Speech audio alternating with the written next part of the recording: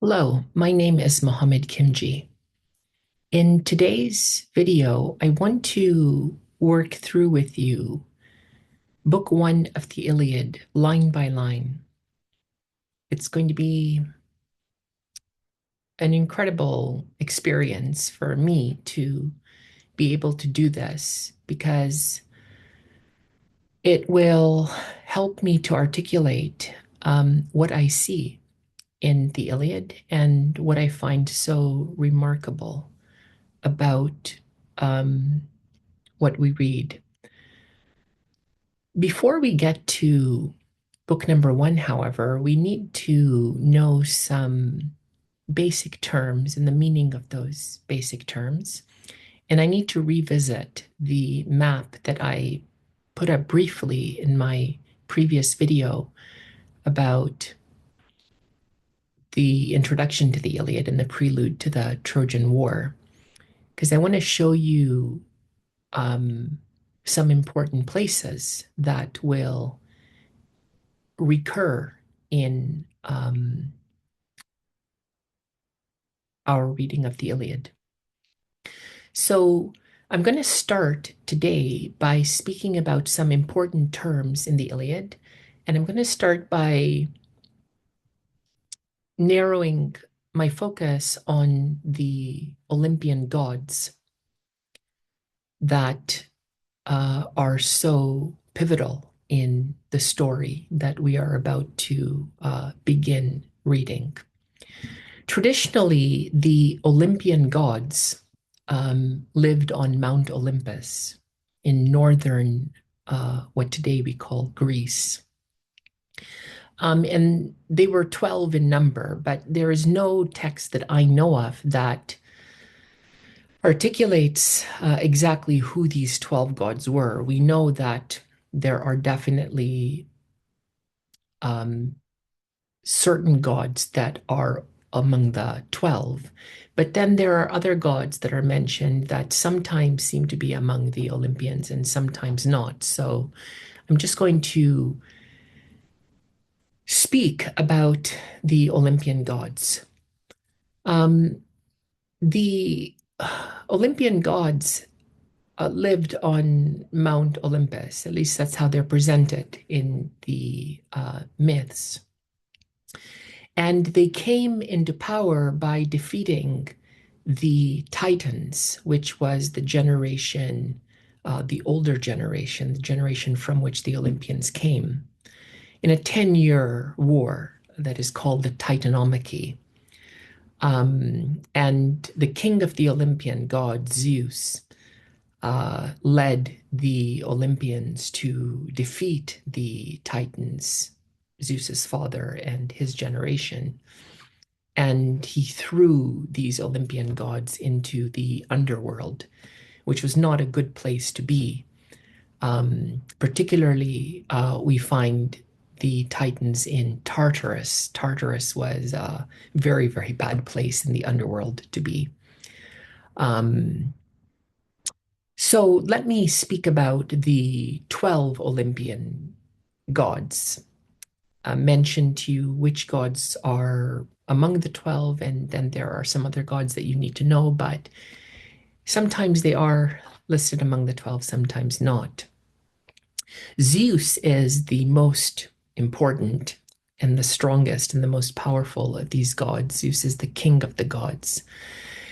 His father was Kronos, and his mother was Rhea. Mortals try to understand the mind of God, mind of the king of the gods, Zeus, through signs in nature. In particular, Zeus sends signs through lightning and thunder, and Zeus's bird, the bird that is viewed in many instances by mortals as omen from Zeus, or as omens from Zeus, is the eagle. Zeus's wife is Hera. Hera is the queen of the gods. She is actually also Zeus's sister. There is no issue of um, any wrongdoing in incestuous relationships among the gods. The gods can do what they want, when they want, how they want, and there's no moral um, uh, wrongdoing associated with that. Hera is the wife and sister of Zeus, and we will see in the Iliad that she favors the Achaeans. Um, I'm going to refer to the Greeks as Achaeans or Argives or Danaans because there's nothing in the Iliad that uh, that mentions Greeks, because, as I mentioned in the introduction to the Iliad, Greece was not what today we call Greece, was not a unified country. Each city had its own king, and each city was an independent, autonomous city. And often these cities or city states would be in conflict with one another. And so we have the very lengthy war between Athens and Sparta, for example. So I'll refer to the Greeks as Achaeans, Argives, and Danaans, and Hera is on the side of the Achaeans. Athena is the daughter of Zeus, and Athena is a virgin goddess. She is, in the Greek myths, said to be born directly from Zeus's head, and there's a story about how that came to be. But she has no, she wasn't born from a mother. And Athena also favors the Greeks. She's a god of war. She's known for craftiness in battle. And she also has other names. One of her other names is Tritogenia. The third Olympian god, fourth Olympian god that I want to mention is Poseidon. Poseidon is the god of the sea, and Poseidon is the brother of Zeus. And it's important to say something about how the gods are represented at times as forces of nature. Poseidon was the sea. If a ship was traveling out at sea and encountered a storm that capsized the ship and the ship went under and the people died, it would be Poseidon who took them. Poseidon is the actual force or power of the sea. Other times, the gods are represented not as forces of nature, but as like you and me. They have arms, they have legs, they have the morphology of human beings. And so if you go into the museums where you will find ancient Greek statues of the gods, you will see that when you look at these statues, they look very much like human beings. Often they are much stronger, much bigger, and appear much more powerful, much more defined, much more sculpted than the ordinary person. And sometimes more than every human being. They might stand 5 meters high. Demeter. Demeter was the god that was associated with grain, agriculture, a fertile harvest, and Demeter is the sister of Zeus. Apollo is very important in the Iliad. Apollo can be understood as the oracle god. Apollo had a temple in the city of Delphi, which I will point out in a short while. And people from all over the region would go to the Temple of Delphi when they had a very important question to ask. And there was a lot at stake in that question. And Apollo is, in the myths, reported as always hitting the mark, always getting it right, always communicating through his priestess at the temple the future, and he never got it wrong. Um, Apollo is associated with oracles.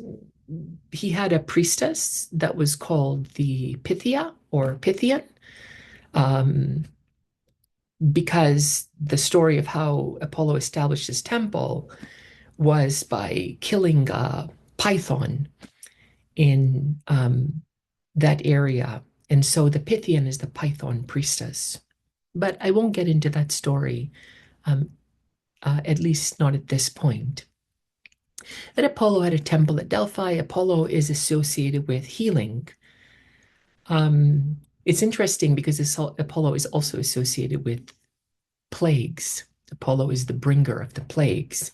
But the plagues that he brings, while resulting in death and destruction, are a medicine, are a cure for some ill that um, that the plagues are meant to to uh, to address.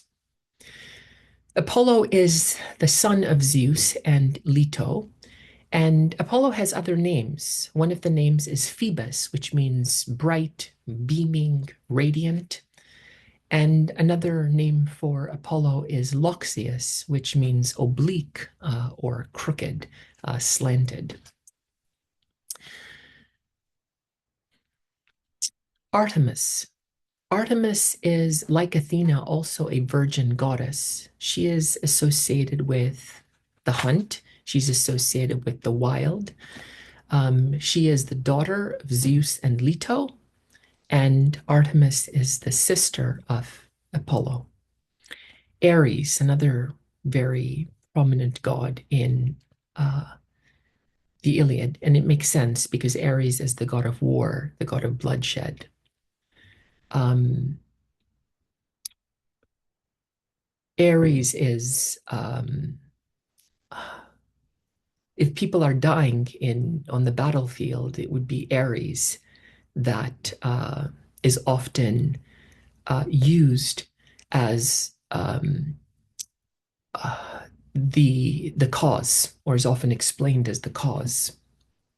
It's not clear what side Ares is on in the Iliad, whether on the Achaean side or on the Trojan side. He seems to be at times moving back and forth. He just seems to be interested in drinking the blood of the fallen. Aphrodite. Aphrodite is the goddess of love and sexual passion. And love in the ancient Greek world, in the Homeric world, certainly does not mean anything even remotely uh, approximating what love means for you and for me, and what love means in biblical thought. Um, Aphrodite is a very, very powerful goddess, and she's actually just as lethal in many ways as Zeus. And sometimes she's represented as having power over Zeus. She can make Zeus fall in love or be possessed by passion for another goddess, for example. Aphrodite is the daughter of Zeus and Dione. Hephaestus is represented in the Iliad and in the myths generally as lame.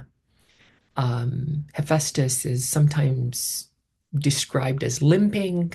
He seems not to be able-bodied. He has no father, which is interesting.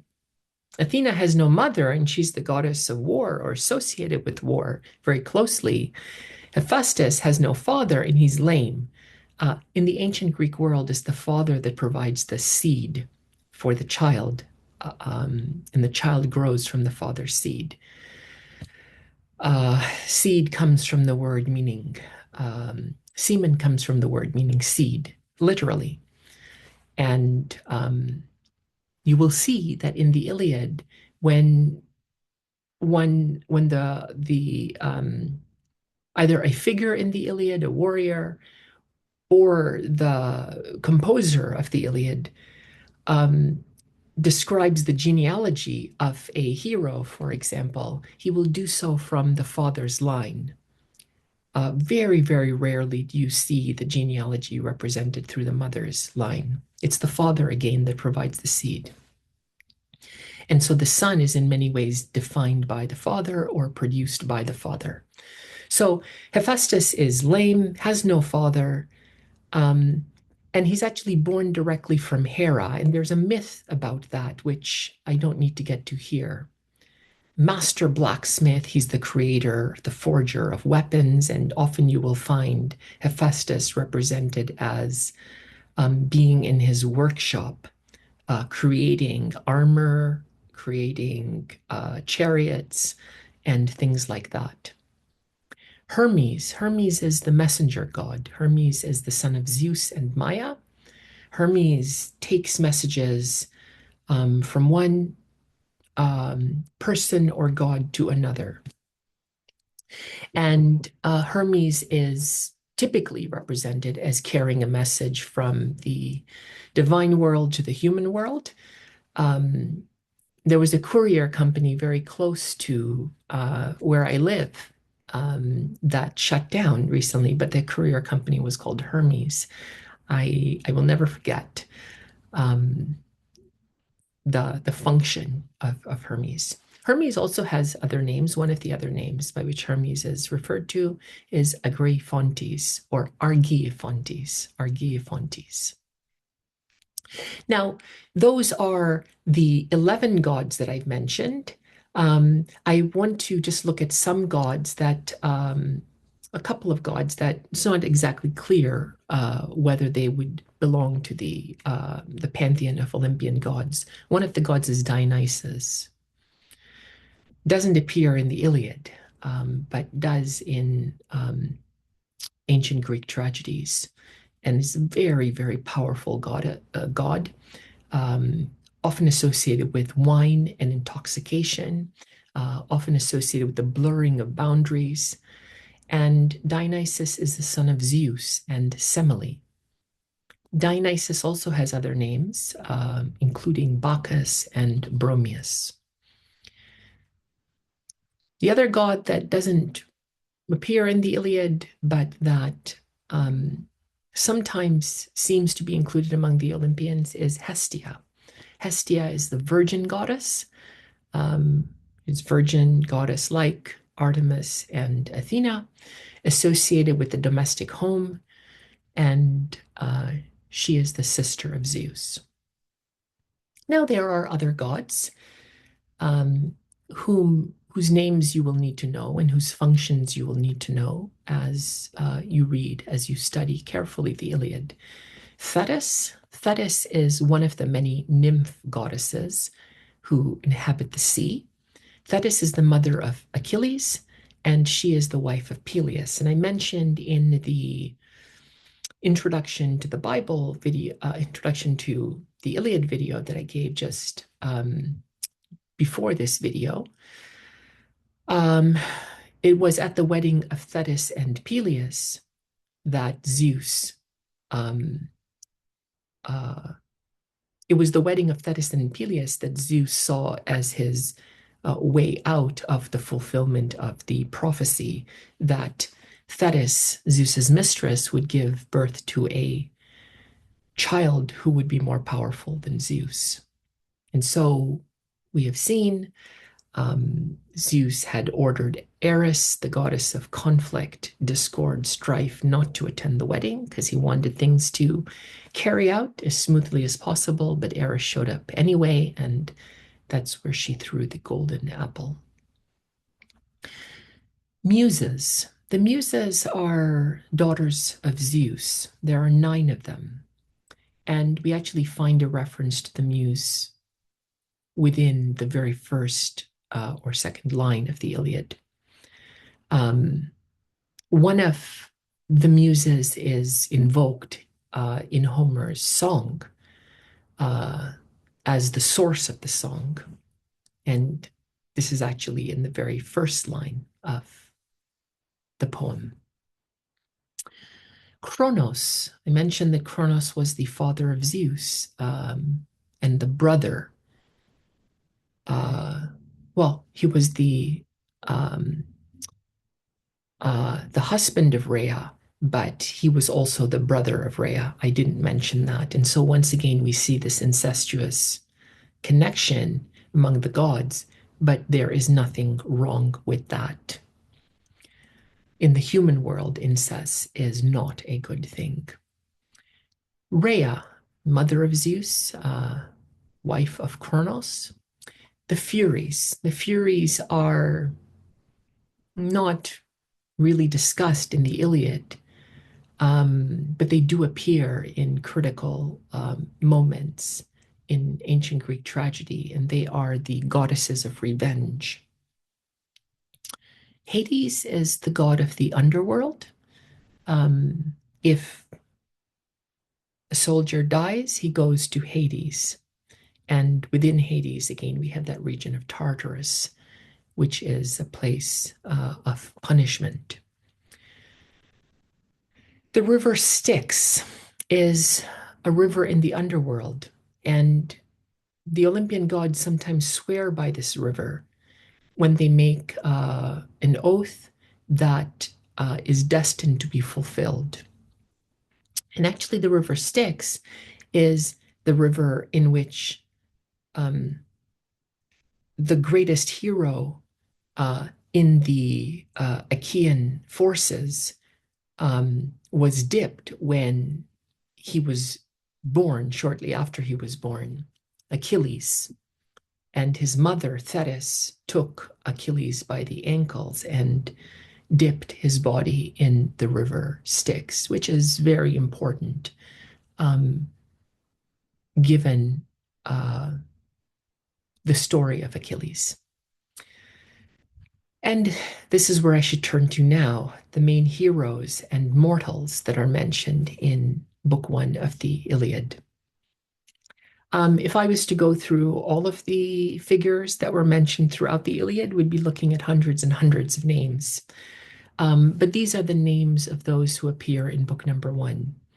Achilles is the son of Peleus and Thetis. Now, Zeus wanted Thetis to marry Peleus because he did not want the prophecy that Thetis would give birth to a child who would be more powerful than him to be fulfilled. Well, the child that was actually born from Thetis and Peleus is Achilles, who is extremely strong, extremely powerful, the greatest of the Achaean fighters. Achilles is the leader of the Myrmidons. The Myrmidons are Achilles' forces. And we will see that he is uncontestedly the greatest warrior, fighter in the Greek army. Agamemnon. Agamemnon, we have seen, is the brother of Menelaus. His father is Atreus. Atreus had Agamemnon and Menelaus were both sons of Atreus. And together they are called the Atridae, sons of Atreus. Agamemnon, we will see, is the king of Mycenae, and I'll point out where that is in the map in a moment. And he is the leader of the expedition to sack Troy. Sometimes he himself is called Atrides, which I guess can mean son of Atreus, or it can refer to both Agamemnon and Menelaus, sons of Atreus. Menelaus was the brother of Agamemnon. He was the king of Sparta, also called Lacedaemon, and I will point out where that is. It's in the region called the Peloponnese in southern Greece. We know that Menelaus is the husband of Helen, and we know what happened to Helen, how he was carried away to Troy, which is what fueled the desire for revenge against the Trojans. Atreus, father of Agamemnon and Menelaus. Atrides, we have seen, it can refer either to Agamemnon and Menelaus together as the sons of Atreus, or it can refer to either Agamemnon or to Menelaus as son of Atreus. Priam is the king of Troy. We will see Priam in many, many moments in the Iliad, and Priam is the husband of Hecabe. Helen is, we know, the wife of Menelaus. She is the queen of Sparta, or Lacedaemon, and um, she is taken, whether because she was promised to Paris and she couldn't resist, or whether she was forcibly taken, abducted. It's not exactly clear. Calchas, very critical figure in the Iliad. He is an augur. An augur means one who reads signs of nature as having meaning, one who reads things in nature or events in nature as being a sign of something. He is represented in the Iliad right in book number 1. He is an omen reader and referred to as the chief bird interpreter in the Achaean army. Chryses. Chryses is the priest of Apollo, father of Agamemnon's captured war prize, Chryseis, and Chryses comes from the town Chryse. So, right at the opening of the Iliad, we will see that Agamemnon has a prize of war, has taken a spoil of war. Her name is Chryseis. And when you are taken as a spoil of war, you belong to your captor. You are a possession, you are an object. Your captor can do whatever he wants with you. And Agamemnon was using her uh, to weave things for him, and he was using her as a sex slave. And we will see why this is so important as we work through book number 1. Briseis, he was a captured spoil of war. She was a captured spoil of war from the town of Lyrnessos, and she belongs to Achilles. When the Achaeans would sack a city, they would, as I mentioned in my previous video, loot the entire city of all of its valuables, and that included enslaving the women and many of the children. Other children would be killed. The men would be killed. Women would be raped, taken as spoils of war. City would be burned to the ground. Briseis was a captured spoil of war. Now, I don't know if every single time when a city is sacked, the city is completely burned, but it's certainly very common, and it's certainly what the Achaeans intend to do in Troy. Nestor is a very important figure in the Achaean army. He also appears in book number 1. Nestor is a very experienced warrior. He's too old to fight now, and he serves in the Achaean army as their go-to counselor. He is also a king. He is the king of Pylos with high reverence. Odysseus is one of the most cunning heroes in ancient Greek myth. He's one of the highest ranking members in the Achaean army, very cunning, very persuasive, very masterful with his words, and very strong. He is a very strong fighter. He is one of the bastions of the Achaean army. Aias is another very critical hero in the Achaean army. Aias is also referred to as Ajax in other translations, but I'm going to be working with the Richmond Lattimore translation of the Iliad, which I believe is the best of all the translations, and the one that I know the best for that reason. Aias is second in strength to Achilles in the Achaean army. Now, there are actually 2 Aiases in the Iliad. One of them is very prominent. The other one is not mentioned very often. The Aias that is more prominent is the son of Telamon. Aias is the king of Salamis. His father was Telamon. And this more prominent fighter, the fighter that is second in strength only to Achilles, is referred to as Telamonian Aias, Aias son of Telamon. The lesser of the two Aiases is Aias son of Oileus, and he often fights with the stronger Aias, with the greater Aias. Together, they are referred to as Aiantes, the, the two Aiases. Diomedes is the star of book number 5 in the Iliad, definitely one of the strongest fighters in the Achaean army, sometimes seems unstoppable, sometimes seems to be fighting as though he is a god, devastating on the battlefield, and we will encounter Diomedes at different points. Paris is the son of Priam. Paris is, we know, the one who carried Helen off to Troy. He is hated by his brother Hector. Hector is the strongest of the Trojan fighters. And we will see both Paris and Hector figuring very prominently in the Iliad. Hector is, again, the strongest fighter in the Trojan forces. Now, the Trojans weren't fighting in Troy alone. They had allies, much like Menelaus had allies in all of the city-states in the Achaean mainland. So in Troy, the Trojans had paid people from the surrounding regions to fight for them. And Hector is actually the strongest fighter among all the Trojans and their allies.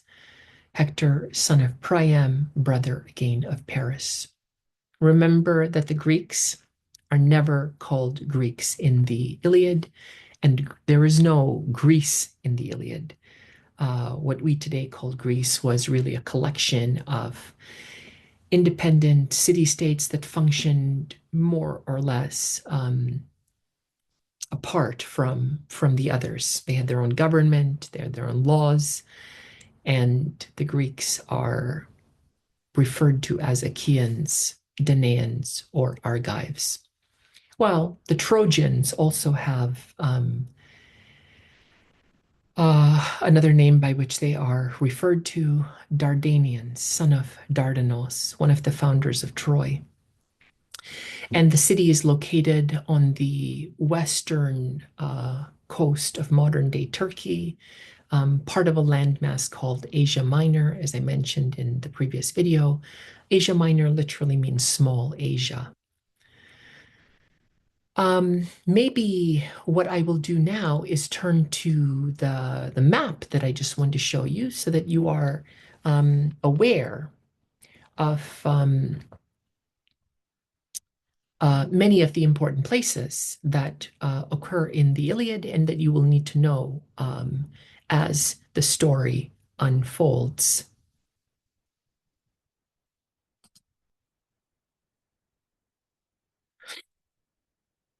So, this is a map of ancient Greece, and I have this time, unlike in my previous video, managed to find out how to highlight certain things.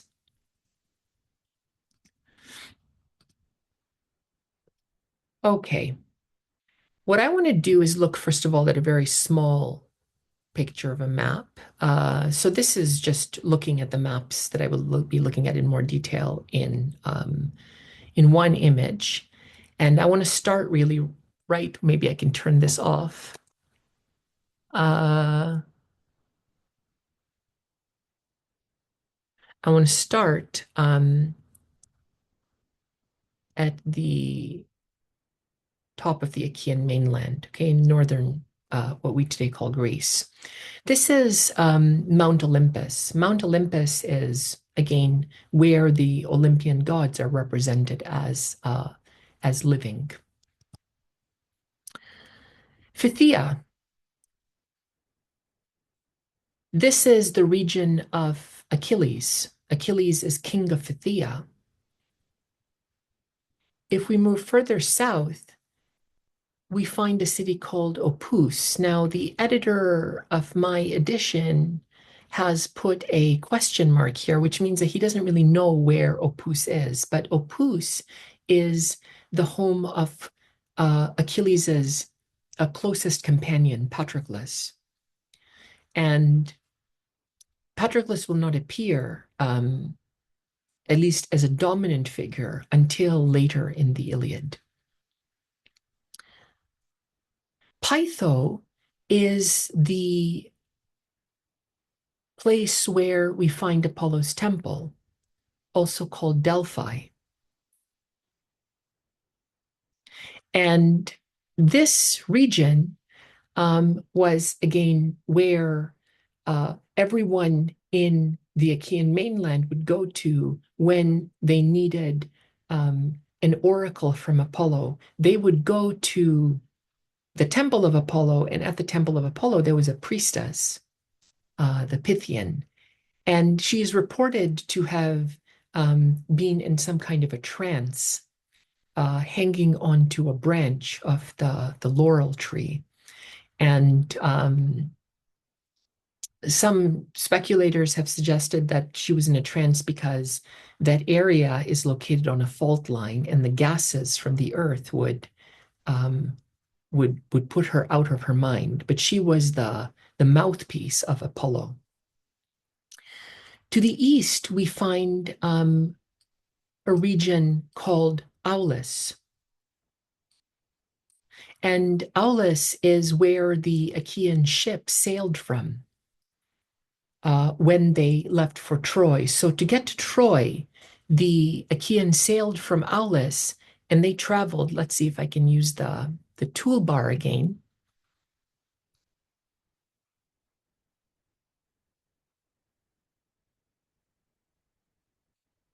Can I find the toolbar? I'm not sure. But the Achaeans traveled from Aulis across the Aegean Sea, which is this body of water here. And they traveled to the city of Troy, which is here. Okay. It would be, oops. It would be better if I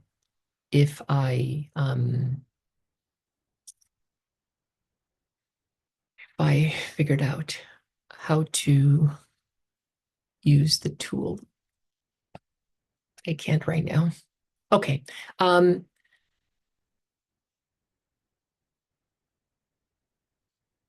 Salamis is the place, Salamis over here is the place where Aias came from. Aias is the king of Salamis. And I think I can do it here. I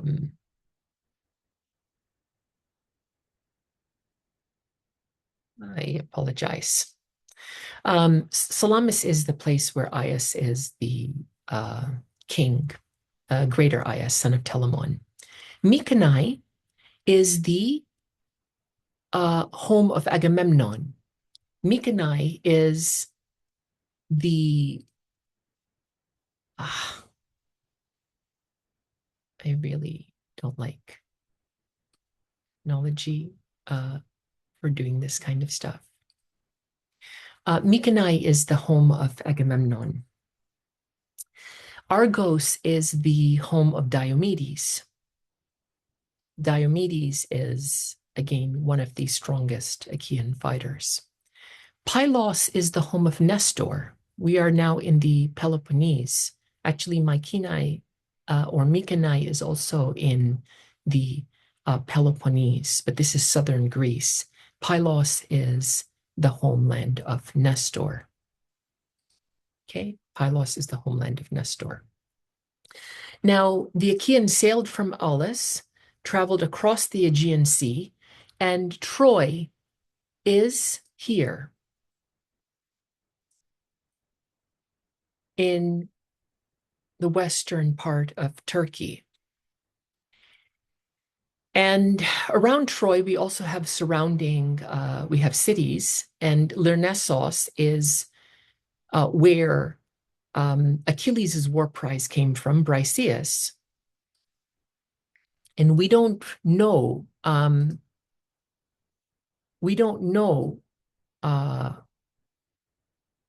exactly where Lyrnessos is.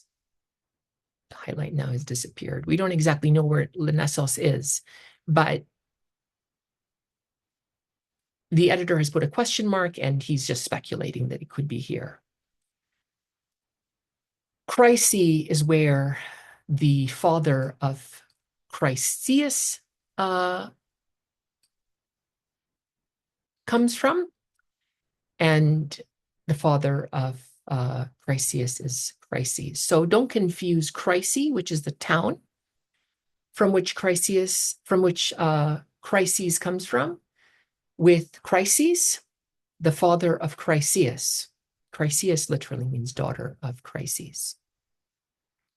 Thebe is where Chryseus was taken from. The city of Thebe was sacked, and it's not clear why exactly Chryseus was in Thebe when she was taken by Agamemnon as his war prize, and why she wasn't in Chryse. But not much hangs on that.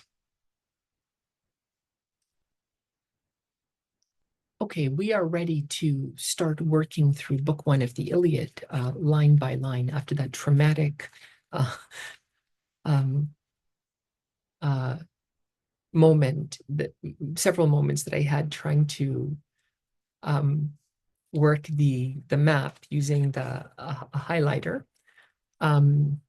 Before we start with book number one, I think it's about time just to take a short break, and I will return in a moment. I'm just going to put it on pause, nothing else, and then return.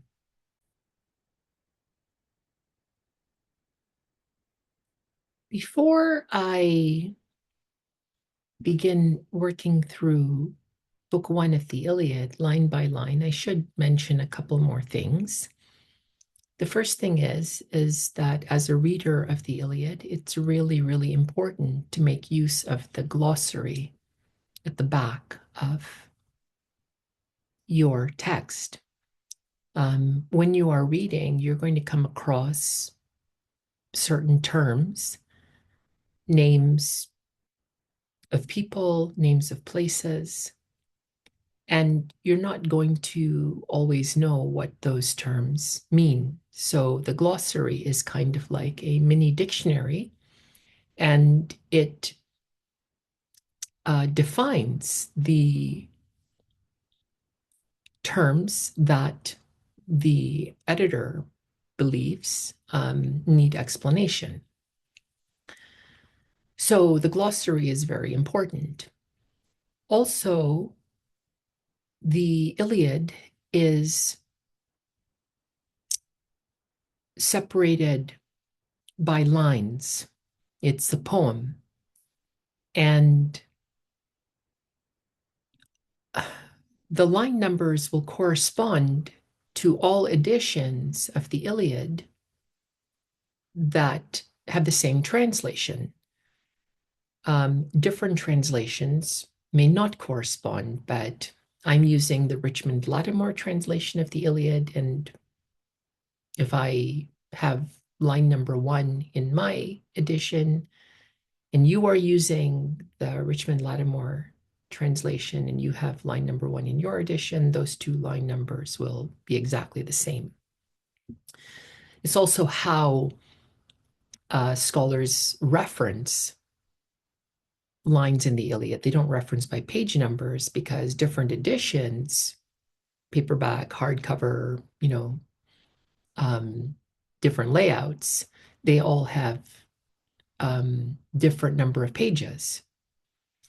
But the line numbers are always consistent among all the different editions with the same translation. So I'm going to be referencing using line numbers, but I do expect to go through book number one line by line and make some comments. And yes, this will be a very long video if I do that, because I just think it's worth it. I think it's worth it because it will help communicate to you what I think reading means, what it means to read a text carefully.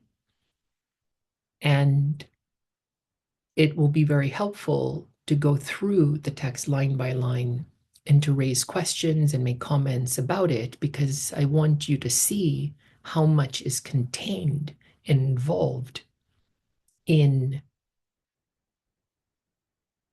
um, in this poem. And it's hard to do that. I mean, it's impossible to do that by offering a summary and then moving on. I don't think that articulates what it means to read, and I don't think that articulates what it means to think, and what it means to notice and grapple with issues and problems. It doesn't allow any room for insight. And as a teacher, insight is, for me, the most important thing.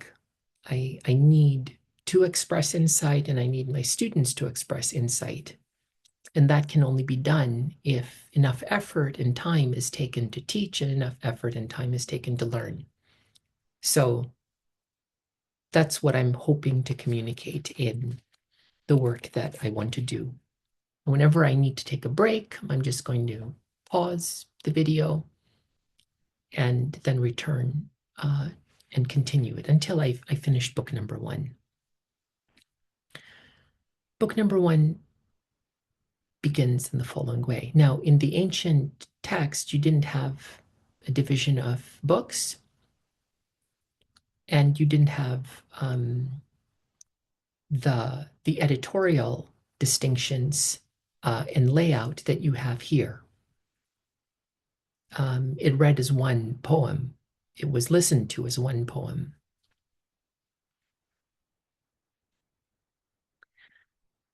Sing, goddess, the anger of Peleus' son, Achilles, and its devastation which put pains thousandfold upon the Achaians, hurled in their multitudes to the house of Hades strong souls of heroes, but gave their bodies to be the delicate feasting of dogs, of all birds.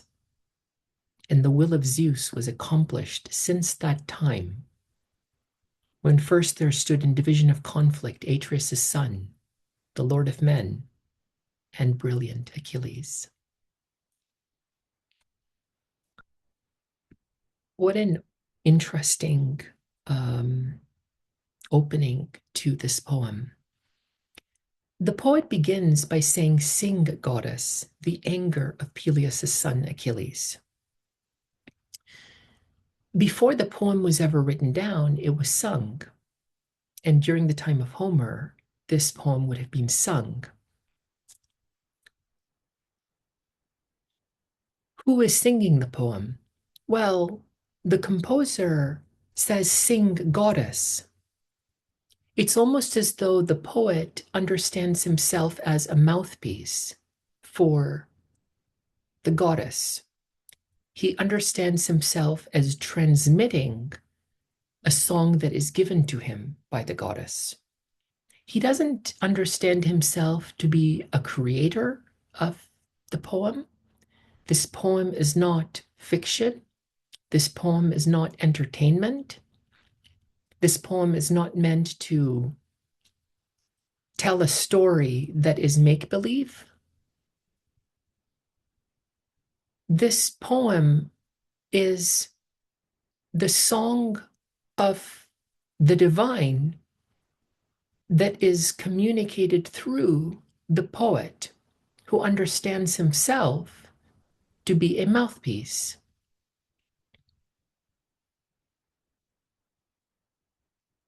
So in the Iliad, you won't find the poet asking questions about the song that he sings. you won't find the poet being critical of the song that he sings. You won't find the poet doubting any part of the song that he sings. Now, why would the poet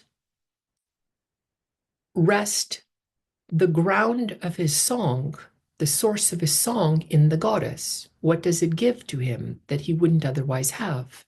It gives him authority. To say that the song comes from the goddess means that it is not merely a mortal song of a human being. It is coming from the divine. So it gives the poet authority to ground his song outside of himself in something greater and to exclude or annul his own involvement in the song. That's what gives him authority. What gives the poet authority is the fact that he has none. It's incredible. There's no one, um, neither me nor you, nor anyone that I know or you know, who would write something or produce something or compose something or create something and say, this is coming from somewhere else. Um, but it's so critical just to see how the poet is thinking at this point. He's not. He is transmitting. His thinking is identical to giving voice to what is given to him by that which is greater than him. Now, which goddess is being referred to here? Well, the poet doesn't say, but this is one of the muses. This is one of the daughters of Zeus. And the muses were often referred to by the poets because they, I guess, were the inspiration or understood as the inspiration for the song or the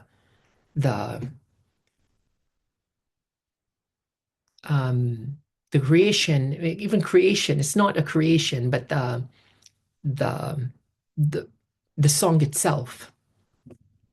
Now, what is this poem about? Sing, goddess, the anger of Peleus' son.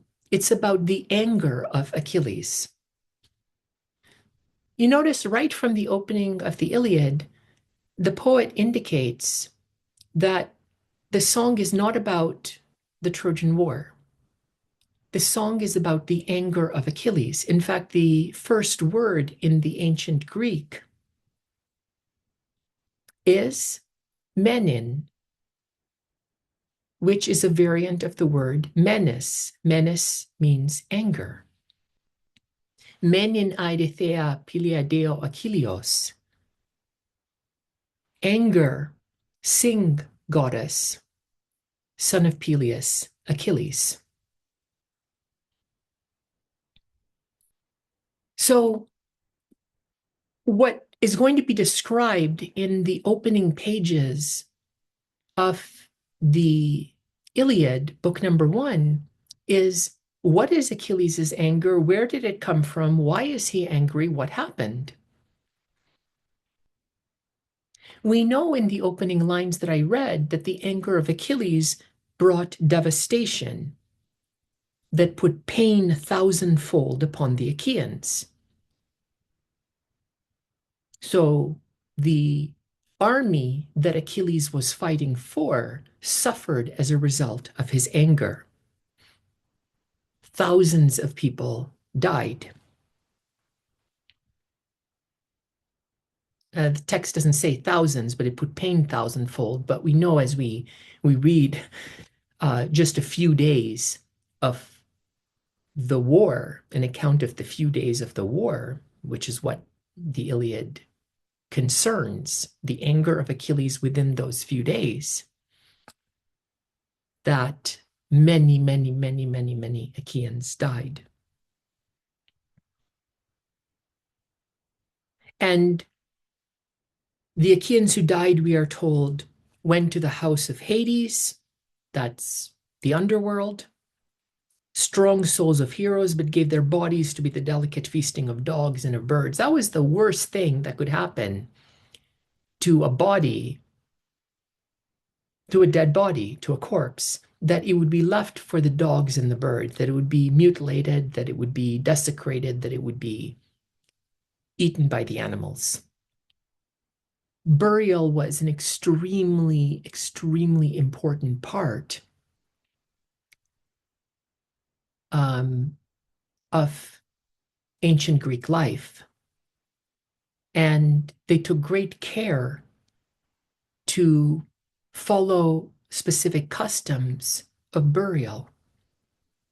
And the worst thing would be for the body to basically be left unburied.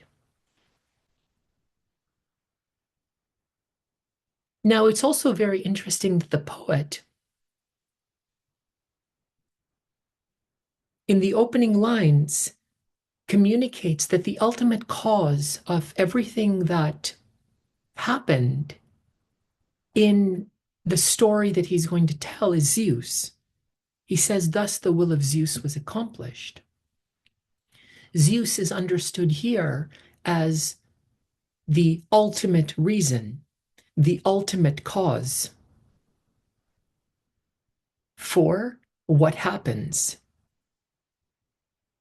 And you can already see just in the opening lines that the ultimate cause of what happens is not the human being who makes choices, the human being who is free and makes decisions that determine what happens.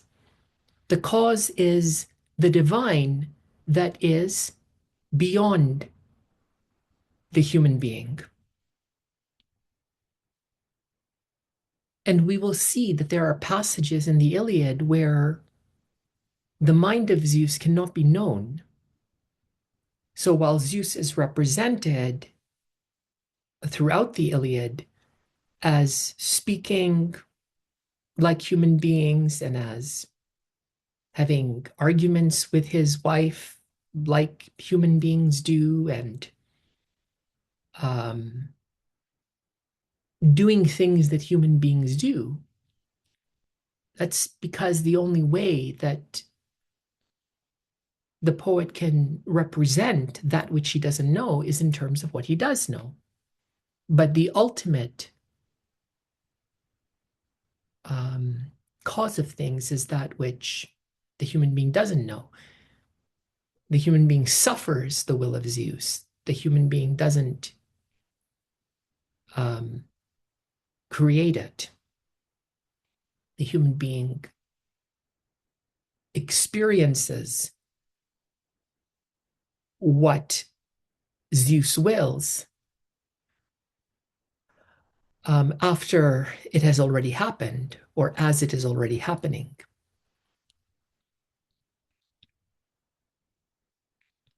Now, we are told in the opening lines that the reason that Achilles is angry is that he was in conflict with Atreus' son, the Lord of Men. That refers to Agamemnon.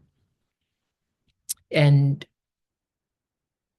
what follows now is a story of why Achilles is angry with Agamemnon, what happened between Achilles and Agamemnon.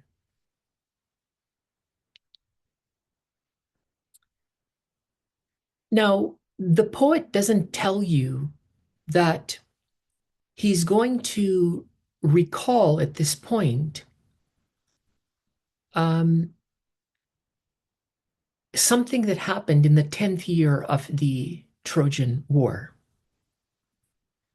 And we are basically thrust into the 10th year without being given any clear context of what is happening. So the opening of the Iliad is very, very confusing. But when you get it, then it's going to shape your grasp of the rest of the story. What god, this is line number 8. What god was it then that set them together in bitter collision?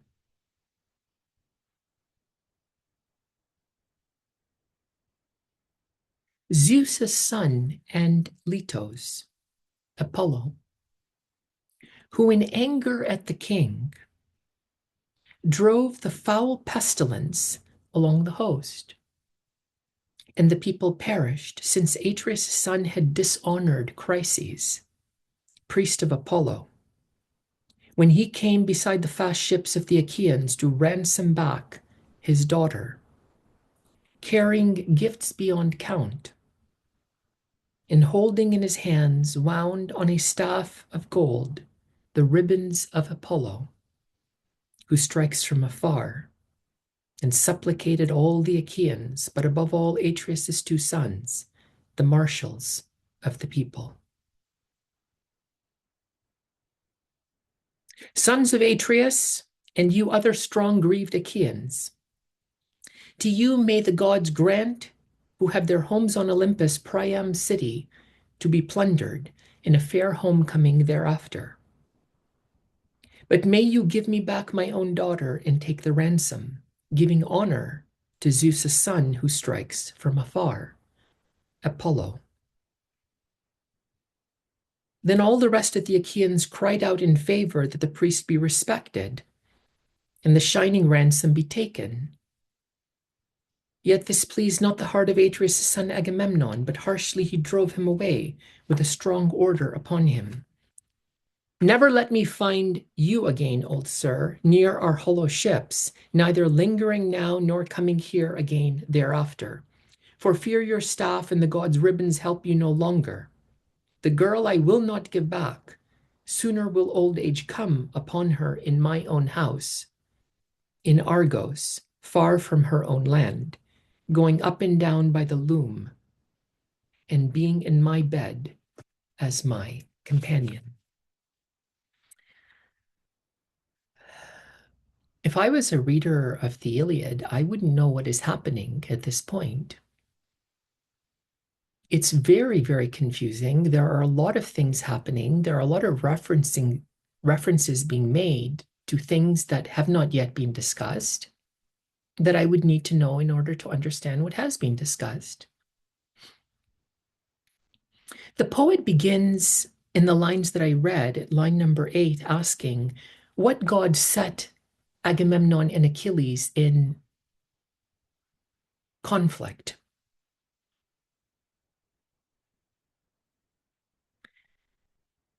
And the poet speaks about Zeus' son, Apollo.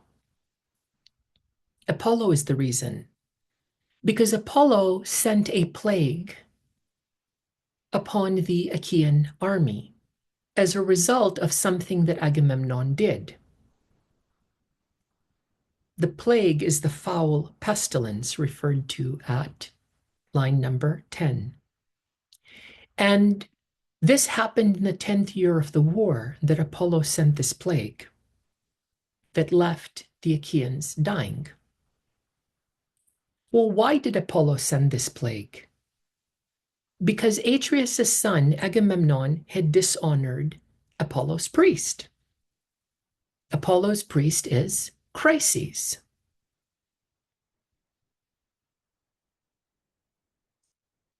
What happened between Agamemnon and Chryses that led to Agamemnon dishonoring Chryses and bringing upon the Achaean army the plague sent by Apollo? Well, we are told that Chryses brought a ransom to Agamemnon. The text doesn't say, but this happened in the 10th year of the Trojan War. Chryses brought a ransom payment to Agamemnon because Chryses wanted his daughter back. Chryses' daughter is Chryseis, and Agamemnon had captured her from a town called Thebe, which is not that far from Troy. It was in the surrounding region. And so Chryses brings a ransom payment to Agamemnon, hoping that Agamemnon will take the ransom and give back the daughter in exchange. The text, Latimore's translation at line number 13, is incorrect. Chryses is reported here as bringing gifts beyond count, as though gifts beyond count is the same thing as ransom. But gifts beyond count is not the same thing as ransom. Chryses brings a ransom. The ancient Greek word that is used is apoina. Apoina means ransom. Gifts is dora. The ancient Greek word dora means gifts. The text mentions apoina, ransom, not gifts, dora. Why is that important? Well, because to pay a ransom is to pay something to your enemy, whereas when you give gifts, you're giving gifts to a friend. And Chryses and Agamemnon are not friends. Agamemnon sacked the city of Thebes near Troy and took Chryses' daughter, Chryseis, from that city as a spoil of war. So the relation between Agamemnon and Chryses is an enemy relation. So when do you pay a ransom? You pay a ransom to somebody who has unjustly taken something that belongs to you, and you want that back. And the something that Agamemnon took from Chryses was his daughter, Chryseis. So Chryses is the aggrieved party, and he brings a ransom payment to his enemy. But he doesn't, when the poet speaks about what happened in the 10th year, when Agamemnon was approached by Chryses, Chryses did not tell Agamemnon that you are evil or anything like that. He actually tried to ingratiate Agamemnon because he knew that saying anything that would make Agamemnon angrier would actually lessen the likelihood that he would get his daughter back. So what he told Agamemnon, rereading the lines maybe at 17 onwards, I'm jumping in. To you may the gods grant who have their homes on Olympus, Priam city. I hope that you and your army take the city of Troy, sack the city of Troy, and are successful, and that you return home after you have done that. Because it's one thing to sack a city across the Aegean Sea, it's another thing to get back home safely. You don't know what the gods are going to do. The gods are represented as being very, very, very unpredictable.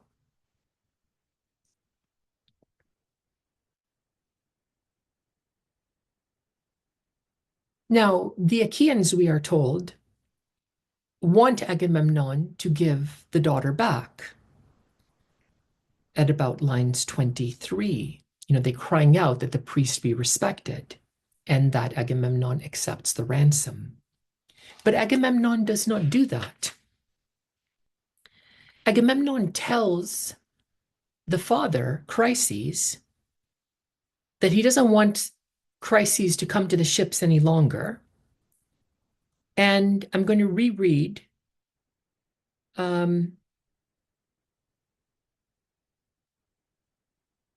what he says from line number 26, maybe, around there. Never let me find you again, old sir, near our hollow ships, neither lingering now nor coming here again hereafter.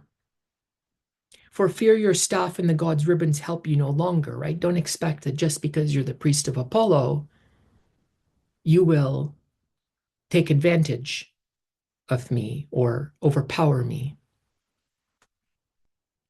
The girl I will not give back. Sooner will old age come upon her in my own house in Argos. Argos is the region around Mycenae, which is where Agamemnon is king. Far from her own land, going up and down by the loom and being in my bed as my companion. Notice how Agamemnon wants the father to suffer. He reminds the father that his daughter is working the loom. The loom is an apparatus for weaving clothing and things like that. So she is a labor slave. And she is in my bed as my companion. She is a sex slave. So this is what I'm doing to your daughter. He wants the father to suffer.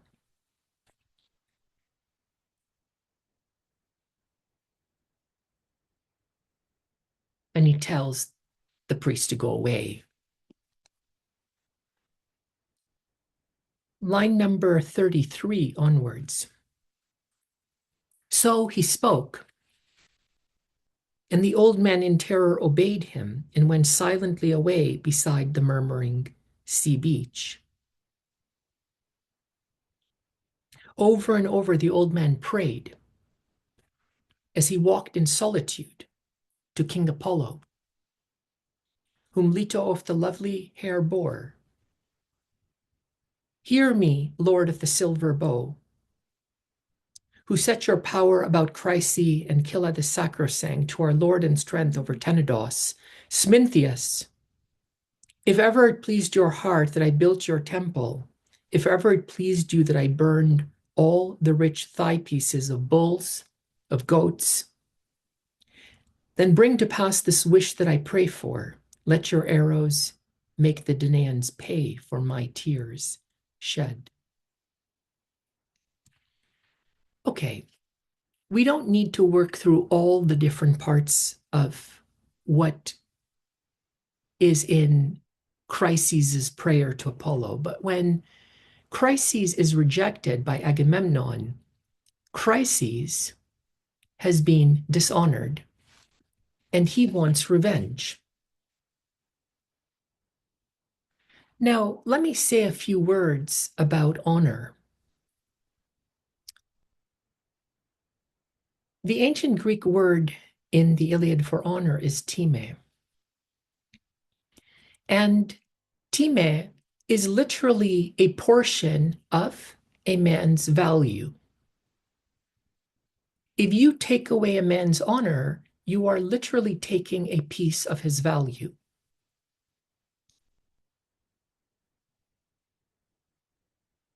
When Chryses comes to Agamemnon wanting his daughter back in exchange for a poina, ransom, Agamemnon refuses. Why did Agamemnon refuse?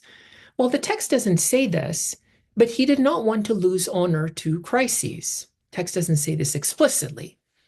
But what he finds is an old man who is weak, who is powerless, whom Agamemnon has defeated already when he sacked the city of Thebes and took Chryses' daughter. Agamemnon does not want to give in to Chryses, take the ransom in exchange for his daughter, because from Agamemnon's point of view, the daughter is worth more than the ransom. So Agamemnon is not going to be at a loss, or he's not going to accept a loss. He, after all, is the leader of the entire expedition to Troy. So positionally, Agamemnon is at the top of the Achaean hierarchy. What could be more important than the leader of the expedition, positionally? Clearly, no soldier can be greater than the leader, because the soldier, by definition, is one who follows the leader. And the leader, by definition, is one who commands the soldier. in this context. So Agamemnon refuses Chryses because he wants to protect his teammate, his honor. He wants to protect his value. And he thus refuses. Well, in refusing Chryses, Chryses has been dishonored. And when one is dishonored, then one retaliates, takes revenge on the one who has dishonored one to get the honor back, to get one's teammate back from the one who has taken it. And in this particular case, Agamemnon has dishonored him. He cries out a prayer of revenge to the god Apollo. He is the priest of Apollo. And his prayer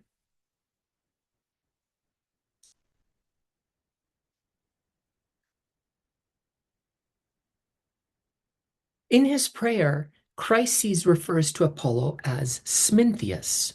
He says at line 39, Smintheus, if ever it pleased your heart that I built your temple, if ever it pleased you that I burned all the rich thigh pieces of bulls of goats, these are animal sacrifices, which is what the Achaeans, the Greeks, would do to please the gods,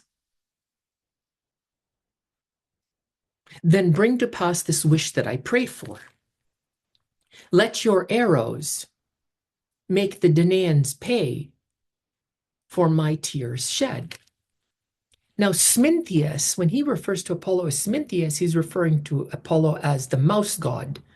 Sminthos means mouse. Smintheus means mouse god. The mice were thought to carry plague. And what Chryses is doing is he's calling on Apollo to bring a plague to the Achaeans as retaliation. So he spoke in prayer, line number 43, and Phoebus Apollo heard him. Phoebus is an epithet of Apollo. It means bright, beaming, radiant. Apollo was the bright one, the radiant one, the beaming one, because at his temple in Delphi, people would come to him with darkened minds, not knowing the future, wanting to know the future, and he, through his priestess, would clash out a prophecy that would always hit the mark.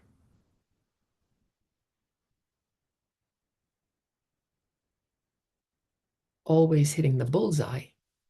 He was never wrong. And in this case, Apollo will heed his priest's prayer and send a plague on the Achaean army. Apollo heard him and strode, this is line number 44, and strode along the pinnacles of Olympus, Mount Olympus, angered in his heart, carrying across his shoulders the bow and the hooded quiver. Again, this is like the representation of the god as an archer, because it's the arrows that are going to be the image used as the plague bringer. Carrying across his shoulders the bow and the hooded quiver, and the shafts clashed on the shoulders of the god, walking angrily. He came as night comes down and knelt then apart and opposite the ships and let go an arrow. Terrible was the clash that rose from the bow of silver. First he went after the mules and the circling hounds.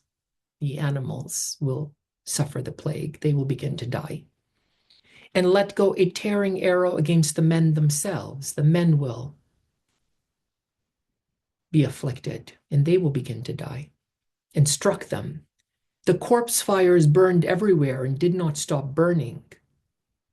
9 days up and down the host is the army, ranged the gods' arrows, and on the 10th, Achilles called the people to assembly. For 9 days, the Achaeans are dying. Morning to night, night to morning, the corpse fires are burning. And until they couldn't take it any longer, and Achilles calls the people to assembly. A thing put into his mind by the goddess of the white arms, Hera, who had pity upon the Danaans. We know that Hera is on the side of the Achaeans. Now, let me mention just a couple things. Why would Hera be on the side of the Achaeans and not the Trojans? Because the prince of Troy, Paris, had dishonored her in choosing Aphrodite as the most beautiful goddess and awarding her the golden apple in the judgment that I discussed in the introduction to the Iliad. Athena will also be on the side of the Achaeans because Athena was also dishonored by Paris when Paris judged Aphrodite to be the most beautiful goddess. Aphrodite will be on the side of the Trojans. She was favored by Paris, and there are other reasons too. One of the most important fighters in the Trojan side is Aeneas, and Aeneas is the son of Aphrodite, so she will be on the side of Troy. So Hera had pity upon the Danaans when she saw them dying. Line number 57. Now, when they were all assembled in one place together, Achilles of the swift feet stood up among them and spoke forth. Quote, Achilles speaks at the assembly, Son of Atreus, I believe now that straggling backward, we must make our way home if we can even escape death. If fighting now must crush the Achaeans and the plague likewise. No, come, let us ask some holy man, some prophet, even an interpreter of dreams, since a dream also comes from Zeus. Who can tell why Phoebus Apollo is so angry, if for the sake of some vow, some hecatomb, he blames us? A hecatomb is a sacrifice of 100 animals.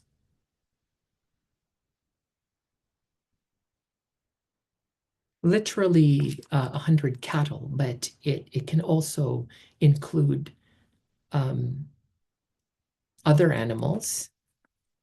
Achilles is indicating, is Apollo angry because we didn't offer enough sacrifices? If for the sake of some vow, some hecatomb, he blames us, if given the fragrant smoke of lambs, of he-goats, somehow he can be made willing to beat the bane aside from us. Maybe a seer will be able to tell us if paying sacrifices to Apollo will end the plague. He spoke thus and sat down again, and among them stood up Calchas, Thestor's son, far the best of the bird interpreters.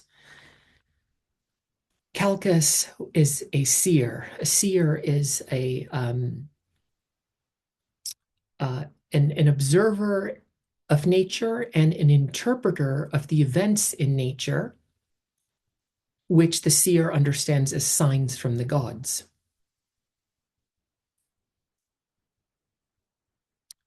Who knew all things that were, the things to come, and the things past, who guided into the land of Ilion the ships of the Achaeans through that seer craft of his own that Phoebus Apollo gave him. Apollo, of course, is a seer. He's the oracle god. The poet is indicating that Calchas was given this gift of seeing by Apollo. He in kind intention toward all stood forth and addressed them. Calchas speaks. Line number 74. You have bidden me, Achilles, beloved of Zeus, to explain to you this anger of Apollo, and the Lord who strikes from afar. Then I will speak. Yet make me a promise and swear before me, readily by word and work of your hands, to defend me. Since I believe I shall make a man angry who holds great kingship over the men of Argos. And all the Achaeans obey him. For a king, when he is angry with such a man, with a man beneath him, is too strong. And suppose even for this day itself he swallowed down his anger, he still keeps bitterness that remains until its fulfillment deep in his chest. Speak forth then, tell me if you will protect me. Calchas obviously is hesitant to speak because he believes that if he says something that will make Agamemnon angry, as he knows it will, then he will suffer Agamemnon's revenge. He doesn't want to dishonor Agamemnon because he knows what is coming. Then in answer again spoke Achilles of the swift feet, quote, "Speak, interpreting whatever you know, and fear nothing. In the name of Apollo, beloved of Zeus, to whom you, Calchas, make your prayers, when you interpret the god's will to the Danaans, no man, so long as I'm alive above the earth and see the daylight, shall lay the weight of his hands on you beside the hollow ships. Not one of all the Danaans, even if you mean Agamemnon, who now claims to be far the greatest of the Achaeans." So Achilles assures Calchas that he will protect him from the rage of Agamemnon that Calchas expects is forthcoming. And he anticipates that Calchas is worried about Agamemnon, and he indicates very interestingly that Agamemnon claims to be the best of the Achaeans. Now, this alludes to the fact that from Achilles' point of view, he and not Agamemnon is the greatest of the Achaeans. There is a struggle within the Achaean army for power. There is a struggle within the Achaean army for honor. And there is a ranking system. There are some people who have high honor, and there are some people who have less honor. And there are some people who are way at the bottom. And if honor, time, means value, and the more honor you have, the more value you have, and the less honor you have, the less value you have, you can see why in ancient Greek society, as described here in the story of what is happening with the Achaean army, why each man would strive to get honor. Now, to get honor is to get something that comes at the expense of others who want it. So in order for me to have it, I have to deny it from you, because my honor is judged relative to the honor that everyone else has.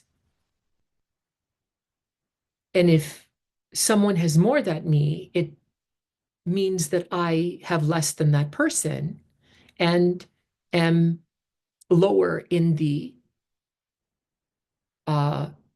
ranking order in the army.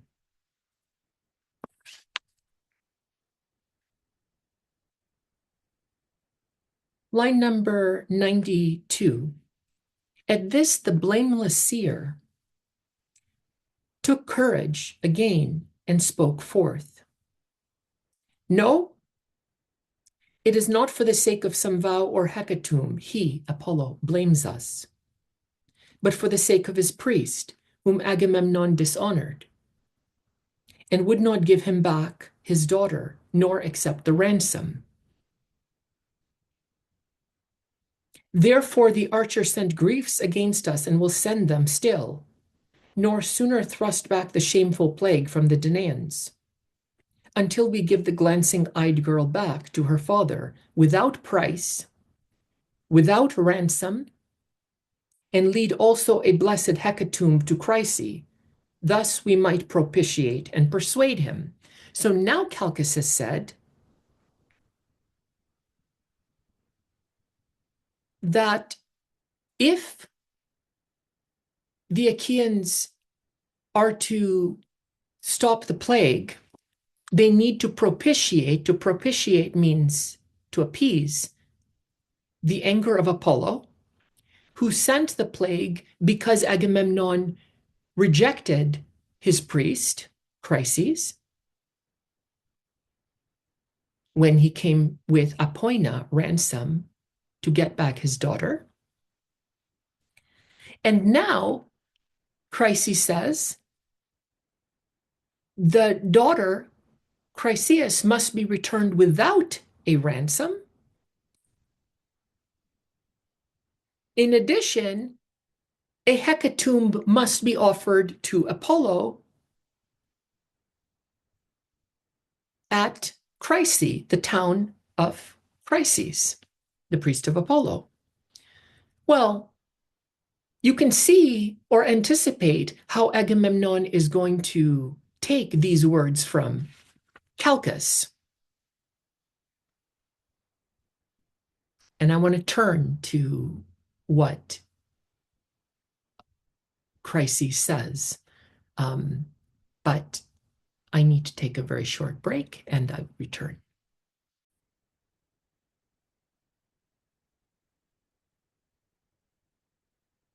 Agamemnon does get angry, very angry, after hearing what Calchas has said at the assembly. Line 101. Calchas spoke thus and sat down again, and among them stood up Atreus' son, the hero, wide-ruling Agamemnon, raging, the heart within filled black to the brim with anger. From beneath, but his two eyes showed like fire in their blazing. First of all, he eyed Calchas bitterly and spoke to him, quote, "Seer of evil, never yet have you told me a good thing. Always the evil things are dear to your heart, to prophecy. But nothing excellent have you said, nor ever accomplished. Now once more you make divination to the Danaans. Argue forth your reason, why he who strikes from afar afflicts them. Because I, for the sake of the girl, Chryseis, would not take the shining ransom. And indeed, I wish greatly to have her in my own house, since I like her better than Clytemnestra, my own wife. For in truth, she is in no way inferior, neither in build, nor stature, nor wit, nor in accomplishment. Still, I am willing to give her back, if such is the best way. I myself desire that my people be safe, not perish. Find me then some prize that shall be my own, lest I only among the Argives go without, since that were unfitting. You are all witnesses to this thing, that my prize goes elsewhere."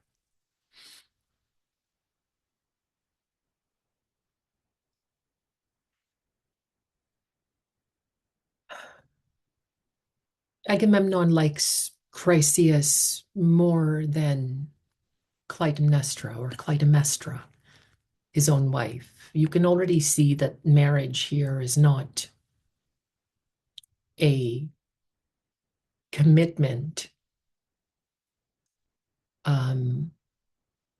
from one side to the other in any sense that you and I would commit to another person right now. And to say that I like Chryseis better than my own wife, while at the same time you have destroyed everything that she has ever loved. You have taken her city, you have it's not clear why her father was not killed, or whether her father was even in Thebe when Thebe was taken, but why Chryseis is why Chryseis's father is alive, it's not exactly clear. Not much details are given. But you are now holding captive as your possession, as a war prize, as a prize of honor,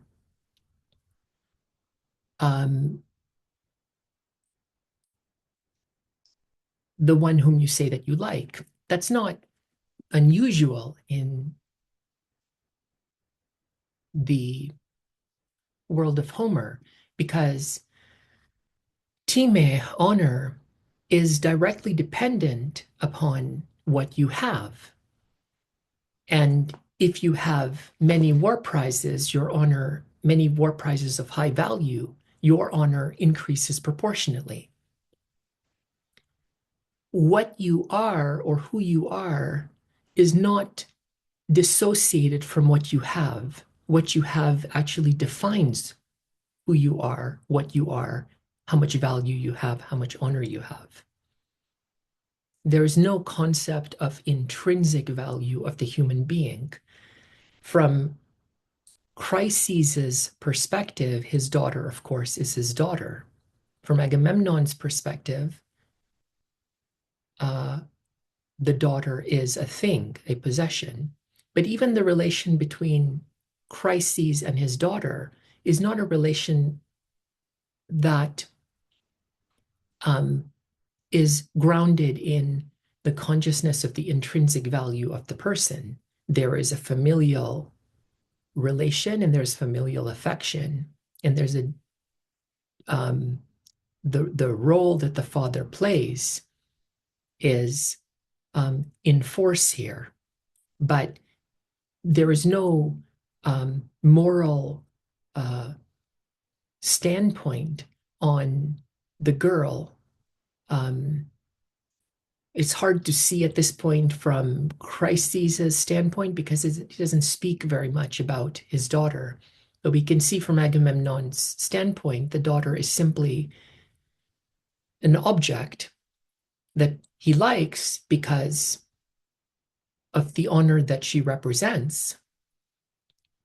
But that liking doesn't involve any moral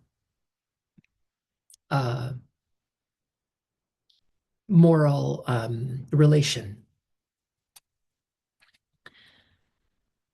But Agamemnon says, I'm willing to give her back, at line number 116, if such is the best way. I myself desire that my people be safe and not perish. So notice how Agamemnon is positioning the return of the girl, Chryseis, to her father. Agamemnon is positioning himself as the savior of the Achaean army. He is going to return the daughter back because he desires that his men be safe and not perish. So what Calchas had indicated at the assembly is that the reason Agamemnon's people are dying is that Agamemnon refused to return the girl. Agamemnon's presentation of the situation is that he, as the commander, is in charge of the army. He wants the army to be safe, and he is going to save the army from dying by returning the girl. That elevates his time, his honor, rather than diminishes his time.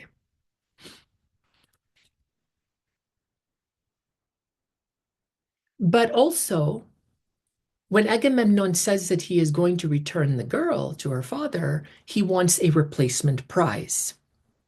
Find me then some prize, line 118, that shall be my own, lest I alone among the Argives go without, since that were unfitting. You are all witnesses to this thing, that my prize goes elsewhere. If Agamemnon was to lose his prize, was to give up his prize, for the sake of protecting his army, he should get a replacement prize, because he is giving up his prize to save the army. He is the leader of the expedition to Troy. When prizes are distributed, prizes are given to those with high honor first, And who has more honor than Agamemnon from Agamemnon's point of view as leader? So Agamemnon wants a replacement prize because it doesn't make sense to him. It is unfitting that everyone else would get to keep his prize, but Agamemnon alone would lose his prize when Agamemnon is the greatest of the Achaeans. The Greek words are Aristos, Achaion, the greatest of the Achaeans. Aristos means greatest, best. Aristocracy, the best, rule of the best. So Agamemnon is not arrogant. He is not um, um, doing anything wrong. He is expressing the very same values that all of the members of the Achaean army accept. He is defending his honor.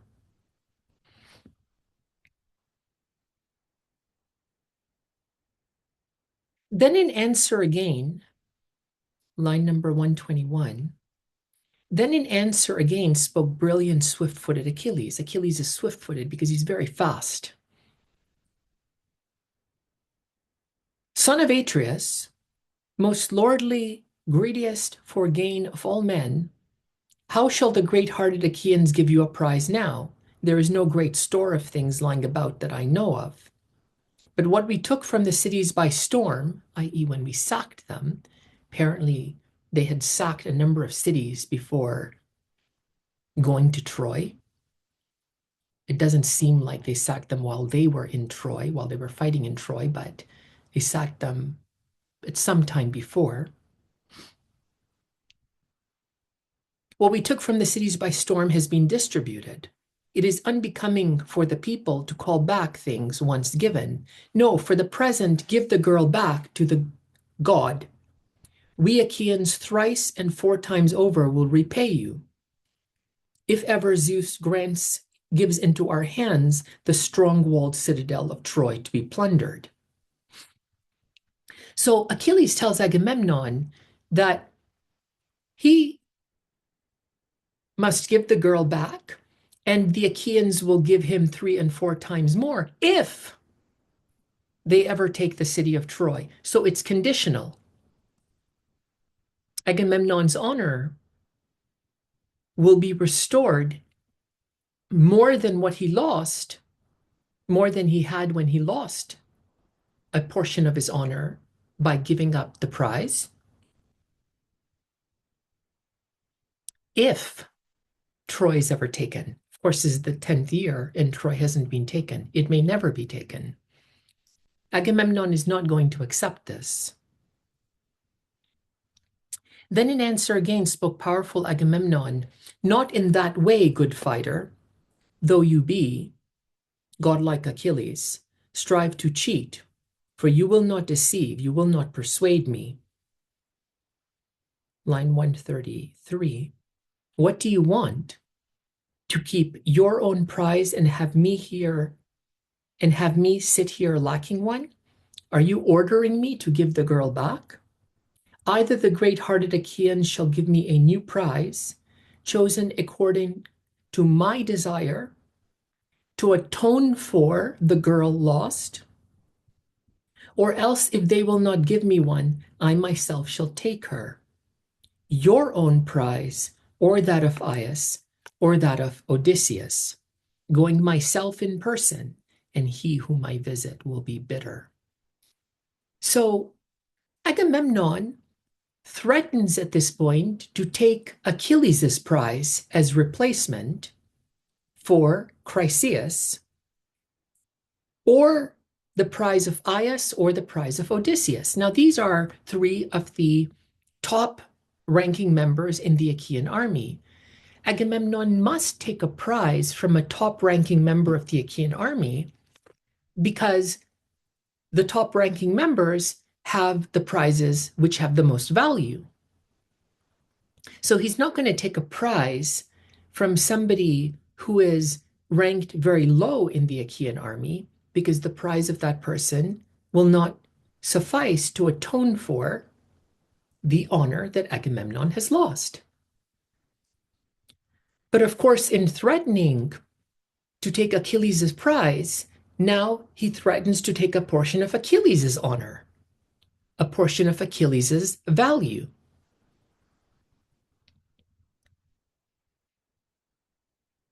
As compensation. Now you see at this point that right at the opening of the Iliad, someone has to be dishonored. The poet shines a spotlight on an event in the 10th year of the war where Chryses comes to Agamemnon with a poina, with ransom, wanting back his daughter. If Agamemnon gives in to this old and feeble man, then Agamemnon is dishonored. If Agamemnon rejects the ransom, as he does, then the priest is dishonored. When the priest is dishonored, he takes revenge. He cries out to Apollo. Apollo sends a plague. The Achaeans are dying. Calchas said, it's Agamemnon's refusal that caused this. Now, Agamemnon has been dishonored if he lets the condition continue, because as leader, he is in charge of his men. So he has to protect his honor by giving back the girl to stop the plague. But when he gives back the girl, or agrees to give back the girl, he now seeks compensation from an elite member of the army that has prizes that can compensate for the honor lost. But now one of the 3 members of the army will be dishonored. In this particular case, Achilles, when he hears this, his response is very strong. And you can see that Achilles wants to protect his honor just as Agamemnon wanted to protect his honor in Achilles' words. So Agamemnon says at 140, line 140, still these are things we shall deliberate again hereafter. Come now, we must haul a black ship down to the bright sea and assemble rowers enough for it and put on board it the hecatomb and the girl herself, Chryseis of the fair cheeks, as Calchas indicated they must do.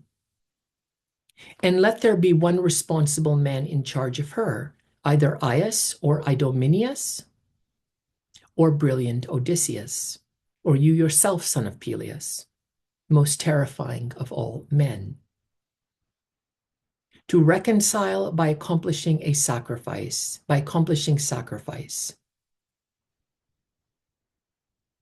to the archer god.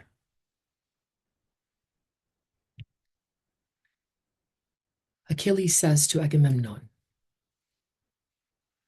at line number 148, then looking darkly at him, Achilles of the swift feet spoke, O wrapped in shamelessness, with your mind forever on profit, how shall any one of the Achaeans readily obey you, either to go on a journey or to fight men strongly in battle? Notice that Achilles refers to Agamemnon here as shameless, but you as a reader need to ask, what is shameless about this? Agamemnon wants to protect his time, just as Achilles wants to protect his time. Is Agamemnon shameless because he wants his prize just as much as Achilles wants his prize? Agamemnon thought that it was shameless that he would, as leader of the expedition, be without a prize while everybody else would get to keep their prizes. So From Achilles' point of view, Agamemnon is shameless, but from Agamemnon's point of view, it would be shameless not to receive atonement. I, for my part, Achilles says, 152, line 152, I, for my part, did not come here for the sake of the Trojan spearmen, to fight against them, since to me they have done nothing. Achilles is fighting with the Achaean army against a people whom Achilles says have done nothing to him. What is the conception of war here if one is fighting to kill and to rape and to enslave and to loot and to burn a city whose people have done nothing to him? Well, Achilles is at war because he wants to win honor. He wants to win value. And the way in which you win honor is by taking it from others. In this particular case, he wants the prizes. He wants to show how great he is as a fighter, because Achilles' value is very closely attached to his warcraft, his skills as a fighter that are effective in sacking a city. But there is no moral issue with fighting against a people who have done nothing wrong. In the world of nature, the strong do what they want and the weak suffer what they must. So it is in the world of human life. Human beings understand themselves in the likeness of nature, as we will see. And Achilles goes on to say, 154, never yet have they driven away my cattle or my horses, never in Phthia, where the soil is rich and men grow great, did they spoil my harvest. Since indeed there is much that lies between us, the shadowy mountains and the echoing sea. But for your sake, O great shamelessness, we followed, to do you favor, you with the dog's eyes. Dogs were thought to be, in the ancient Greek world, very rapacious. To win your honor and Menelaus's from the Trojans. You forget all this, or else you care nothing. And now my prize, Achilles says, you threaten in person to strip from me, for whom I labored much.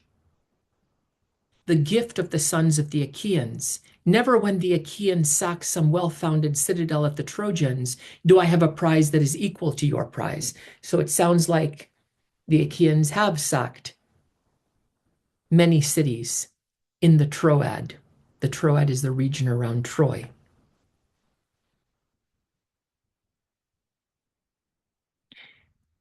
Never yet do I have a prize that is equal to your prize. Always the greater part of the painful fighting is the work of my hands. But when the time comes to distribute the booty, the spoils, yours is far the greater reward, and I with some small thing, yet dear to me, go back to my ships when I'm weary with fighting. Now I am returning to Phthia, since it is much better to go home again with my curbed ships. And I'm minded no longer to stay here dishonored and pile up your wealth and your luxury. To pile up the wealth and luxury, the ancient Greek word that is used for pile up is a word that means transferring liquid from one vessel to another, something that a slave would do.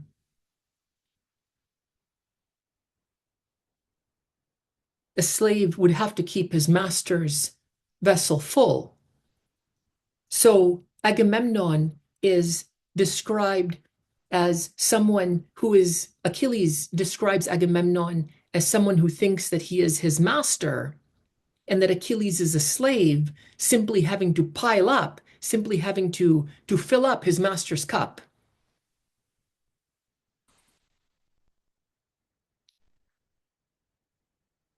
But you can see that Achilles accepts the values of heroic culture. He sees the hierarchy in the Achaean army as the reason that he has the right to keep his prize and to tell Agamemnon to give up his prize. Agamemnon sees the hierarchy of heroic culture and of the Achaean army as a reason to take Achilles' prize and to restore his honor.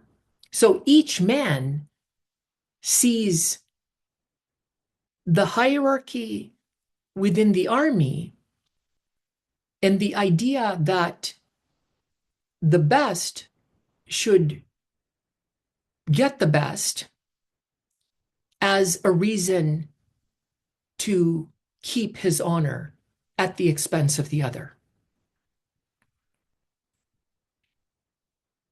So Achilles says that he's going to return to Phthia. Now, let me just call upon that map that I've called upon before. So Phthia, we know, is here, and sometimes this is Thessalian Phthia because it's a region in Thessaly. Thessaly is here. This is the Aegean Sea. Well, if Achilles goes home from Troy all the way to Phthia, we're talking about, elsewhere in the Iliad, it will mention it's about a 3-day journey, assuming everything is, well, you don't know what storms are going to appear or what the, conditions, whether conditions will change or anything like that. But one expects it's going to be about 3 days.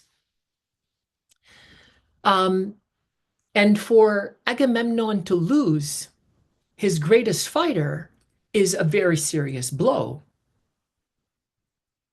It means that the Achaeans are vulnerable, and if they haven't been able to take Troy in the first 9 years, what's going to happen when their greatest fighter is no longer there?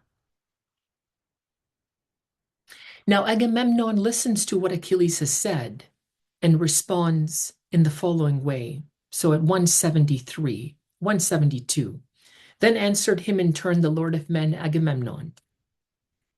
Run away by all means if your heart drives you. I will not entreat you to stay here for my sake. There are others with me who will do me honor. And above all, Zeus of the councils, to me you are the most hateful of all the kings whom the gods love. Forever quarreling is dear to your heart, and wars and battles. And if you are very strong indeed, that is a God's gift. So he is diminishing Achilles' own honor by saying that Achilles can go if he wants. Agamemnon is not going to beg him. There are other people who can replace Achilles in giving Agamemnon honor. That Achilles' strength is really the God's strength, not his own. And then he says at 179, go home then with your own ships and your own companions. Be king over the Myrmidons, Achilles' people. I care nothing about you. I take no account of your anger, but here is my threat to you. Even as Phoebus Apollo is taking away my Chryseis, I shall convey her back in my own ship with my own followers. But I shall take the fair-cheeked Briseis, your prize. I myself going to your shelter, that you may learn well how much greater I am than you. and another man may shrink back from likening himself to me and contending against me. Why is he going to take Briseis from Achilles? That Achilles will learn how much greater Agamemnon is than him. Agamemnon is going to establish himself in his mind as the Aristos Achaeon, as the greatest of the Achaeans, by taking Achilles' prize. He doesn't take Briseis because he likes her, because she's a good person, anything like that. He takes Briseis in order to demonstrate that he, and not Achilles, is the best of the Achaeans, the one with the most honor and the one with the most power. And he wants this moment where he takes Briseis to be an example, such that no one who sees what is happening will dare to challenge or contend with Agamemnon. So Agamemnon again is protecting his honor, is protecting his value, he's establishing his position as the greatest in the Achaean army. But in doing so, he has to dishonor Achilles, who understands his position as the greatest in the Achaean army and who understands himself to be the greatest of the Achaeans in the army.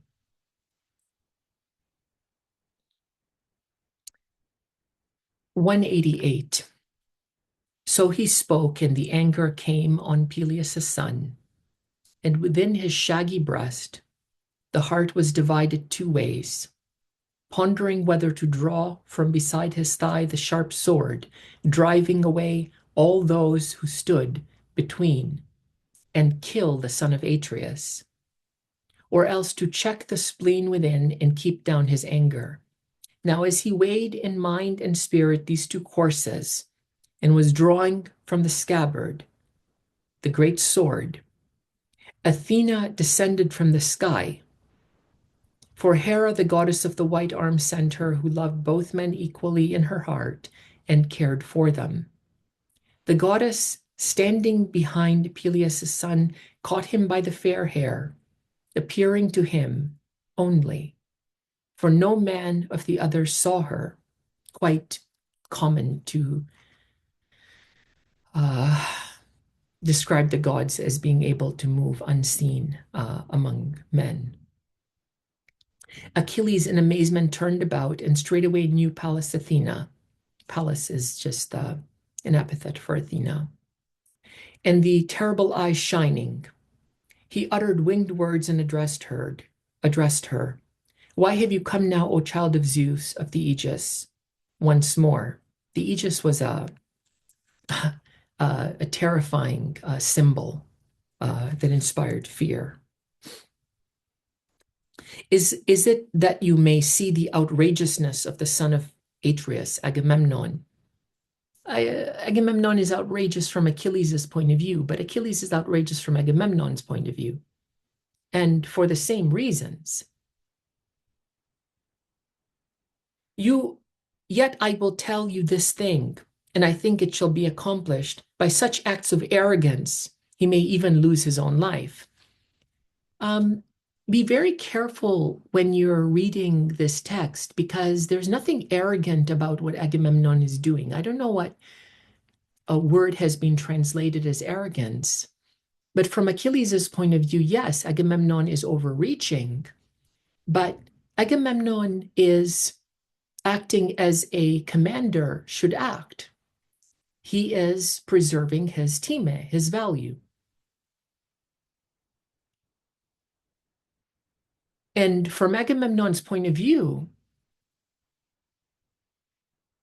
it is entirely consistent with what Achilles himself accepts about the world, that Agamemnon should keep his or should atone for the prize lost. This is what Achilles will do. Achilles will himself seek to atone for his prize loss by taking revenge on Agamemnon. That's how he will get compensation. Agamemnon will get compensation by taking Briseis. Achilles will get compensation by withdrawing from battle and having the Achaeans suffer his loss in the form of death and pain. But each man seeks revenge. Each man seeks compensation.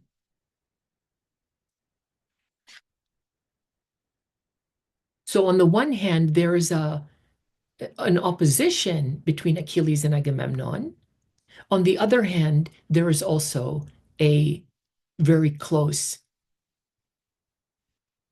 similarity, or you can say more strongly that there is an identity between Achilles and Agamemnon. That the fact that what they have in common actually divides them. You and I typically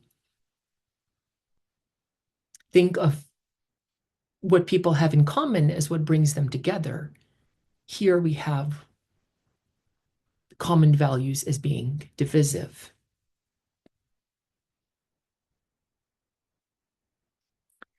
So Achilles wants to kill Agamemnon at this point.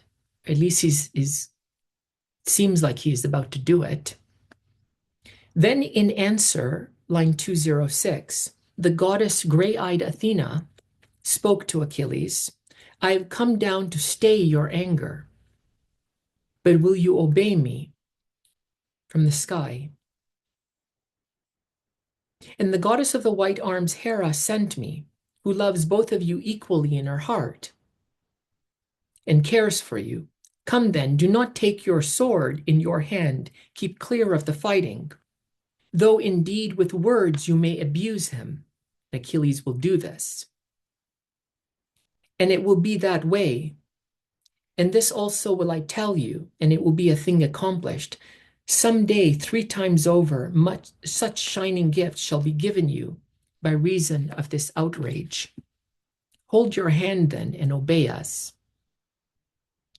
Then in answer again spoke Achilles of the swift feet, Goddess, it is necessary that I obey the word of you two. Angry though I am in my heart, so it will be better. If any man obeys the gods, they listen to him also. He spoke and laid his heavy hand on the silver sword hilt and thrust the great blade back into the scabbard, the sheath that holds the sword covering.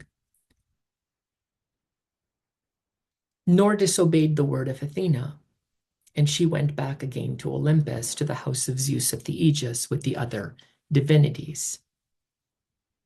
But Peleus, his son, once again in words of derision spoke to Atrides and did not yet let go of his anger, and he will abuse him. You winesack with a dog's eyes. So again, he has a voracious appetite, greedy. It's not a moral judgment, it's a descriptive judgment. When you and I speak about somebody as greedy, that is a moral judgment. We're indicating that it is wrong to be greedy, you shouldn't be greedy. But in a world where what one has is part of what one is, that's not morally wrong to be greedy.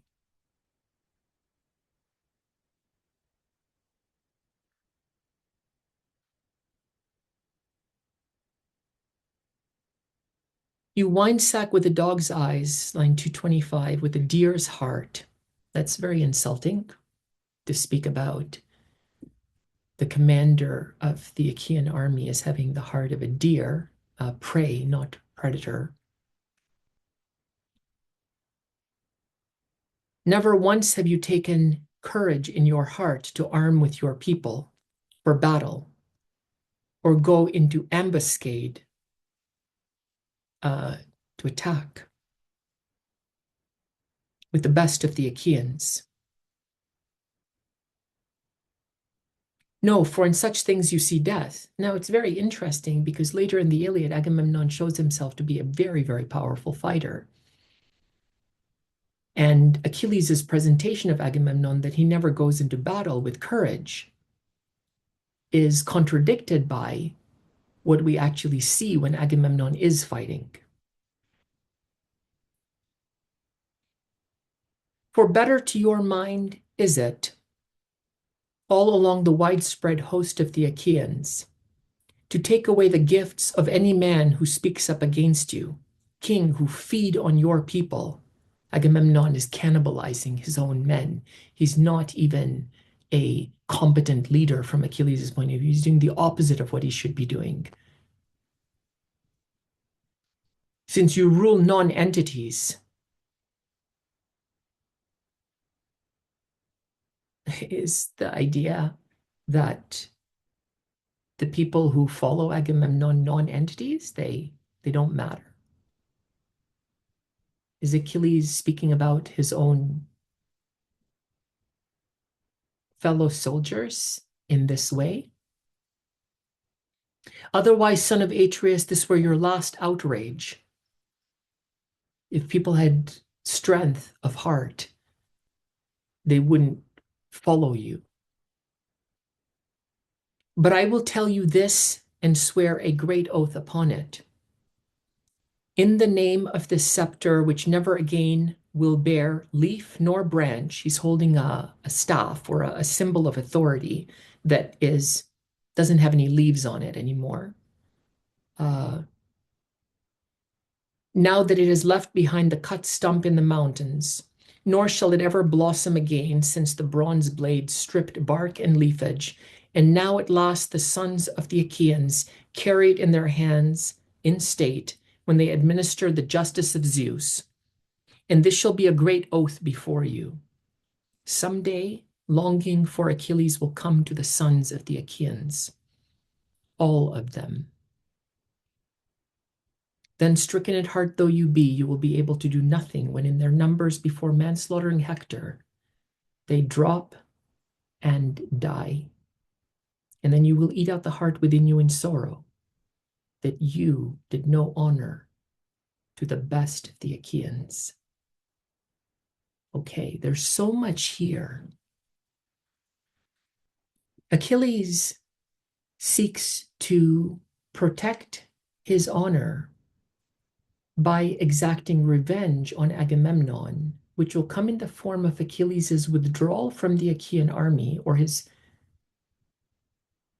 he threatens to withdraw from the Achaean army. He actually never does, but he threatens to withdraw from the Achaean army. Definitely he won't fight. And when he doesn't fight, Achilles says someday the Achaeans will long for me. All of them will long for me. And Hector, the greatest of the Trojan fighters, will come and he will slaughter the Achaeans in their numbers. And you will eat out the heart with you in sorrow that you did no honor to the best of the Achaeans. So here now it's very clear that Achilles considers himself to be the greatest of the Achaeans, the Aristos Achaeon, and not Agamemnon. And there can only be one who has that title, best of the Achaeans. If it's Agamemnon, he denies it to Achilles. If it's Achilles, he denies it to Agamemnon. The honor that each man seeks cannot be shared. It comes for one man at the expense of the other man. Thus spoke Peleus' son, 245, and dashed to the ground the scepter studded with golden nails, and sat down again. But Atrides raged still on the other side. And between them Nestor, the fair-spoken, rose up. the lucid speaker of Pylos. And here, Nestor, who is the elder counselor, the one who was incredibly successful when he was young, when he was fighting, the one who is now revered for counsel in the army, he says the following. We are told that at line number 249, from whose lips the streams of words ran sweeter than honey. Nestor is a very eloquent, very persuasive speaker. In his time, 2 generations of mortal men had perished. Those who had grown up with him and they who had been born to these in sacred Pylos. But Nestor did not die. Nestor survived till old age. And so the fallen people are highlighting Nestor's greatness. And he was king in the 3rd age. He, in kind intention towards both, stood forth and addressed them. Oh, for shame. Great sorrow comes on the land of Achaia. Now might Priam and the sons of Priam in truth be happy, and all the rest of the Trojans be visited in their hearts with gladness, were they to hear all this wherein you two are quarreling. You who surpass all Danaans in counsel, in fighting. Yet be persuaded, both of you are younger than I am.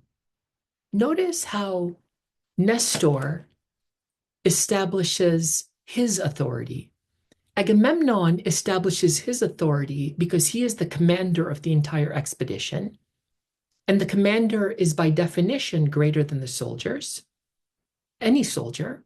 Achilles establishes his authority, his right to be the best of the Achaeans, because Achilles is the greatest fighter, and the victories of the Achaeans are due to him. So he is the greatest in warcraft. Agamemnon's criterion is positional standing. He's the greatest. Achilles' criterion is warcraft. He is the greatest. Nestor's criterion is something else. And the first thing that he does is indicate both of you are younger than I am. So he establishes his right to be obeyed. And he is also in competition for honor and standing and reputation. 239 onwards, both of you are younger than I am. Yes, and in my time I have dealt with better men than you are, and never once did they disregard me. I have fought against better men than both of you. So Nestor implicitly is implying that he is the Aristos Achaion. Never yet have I seen nor shall see again such men as these were. And he mentions some of the names in the next 3 lines. I'm jumping to 266. These were the strongest generation of earthborn mortals, the strongest, and they fought against the strongest, the beast men living within the mountains. And terribly they destroyed them. I was of the company of these men, coming from Pylos, a long way from a distant land, since they had summoned me. And I fought single-handed, yet against such men no one of the mortals now alive upon the earth could do battle. The people I fought against and fought with, far greater than both of you. And also these listened to the counsels I gave and heeded my bidding. Do you also obey, since to be persuaded is better?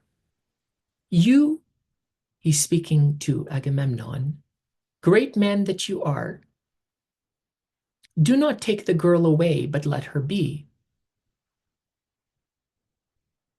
A prize as the sons of the Achaeans gave her first. It sounds like he's siding with Achilles. telling Agamemnon not to take Achilles as prize. Now he turns to Achilles and he says at 277, nor, son of Peleus, think to match your strength with the king, since never equal with the rest is the portion of honor of the sceptered king, to whom Zeus gives magnificence. Even though you are the stronger man and the mother who bore you was immortal, that's Thetis, the nymph goddess, yet is this man greater who is lord over more than you rule. So now he sounds like he's siding with Agamemnon. So Nestor takes both sides. He tells Agamemnon, do not take the girl, Briseis, from Achilles. And he tells Achilles, listen to the king, since he is lord over more than you rule. Now, how do you take both sides in a conflict where if you don't choose one side, then you must choose the other side? How do you tell what kind of counsel is it? What is the meaning of the counsel? Don't take the girl. Agamemnon, don't take the girl. Achilles, listen to the king. Because if Achilles listened to the king, then he would give up the girl. You can see how Nestor is using words to persuade, to show himself as the lucid speaker of Pylos, whose words run sweeter than honey.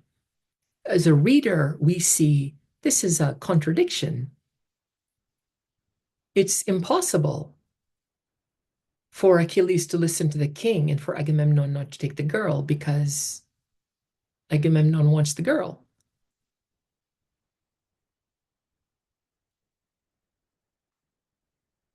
So Nestor seems to be walking the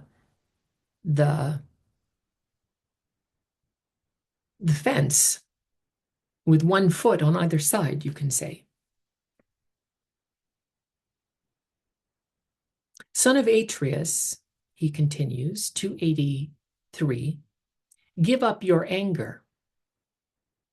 Even I entreat you to give over your bitterness against Achilles, he who stands as a great bulwark of battle over all the Achaeans. Then in answer again spoke powerful Agamemnon. Yes, old sir, all this you have said is fair and orderly. Yet here is a man who wishes to be above all others and wishes to hold power over all, but he's not above all others, right? He wishes to be, and to be lord over all, like me, and give them orders, yet I think not one will obey him.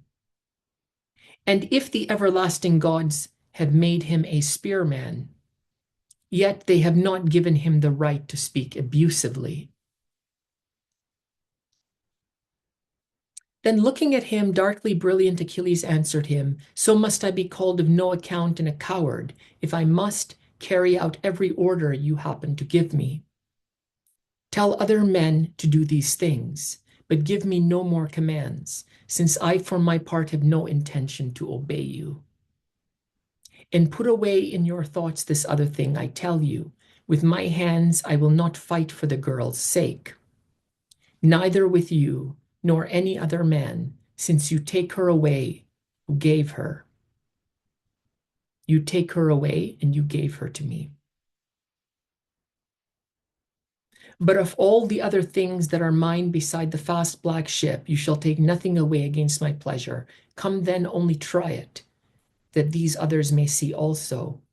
Instantly your own black blood will stain my spear point. So these two, after battling in words of contention, you can see that the exchange between Achilles and Agamemnon is a kind of war. It's a war of words. It's not a war of on the battlefield. It's a war in uh, in in um, in the battlefield of speech. And we will see that there's two places where the human being wins honor in the Iliad. One of the places is on the battlefield, where you take it away from the one whom you kill, or he takes it away from you if you fall at his hands. And the other place is the assembly, where words are used as weapons. So the exchange between Achilles and Agamemnon is unbelievably hostile and violent.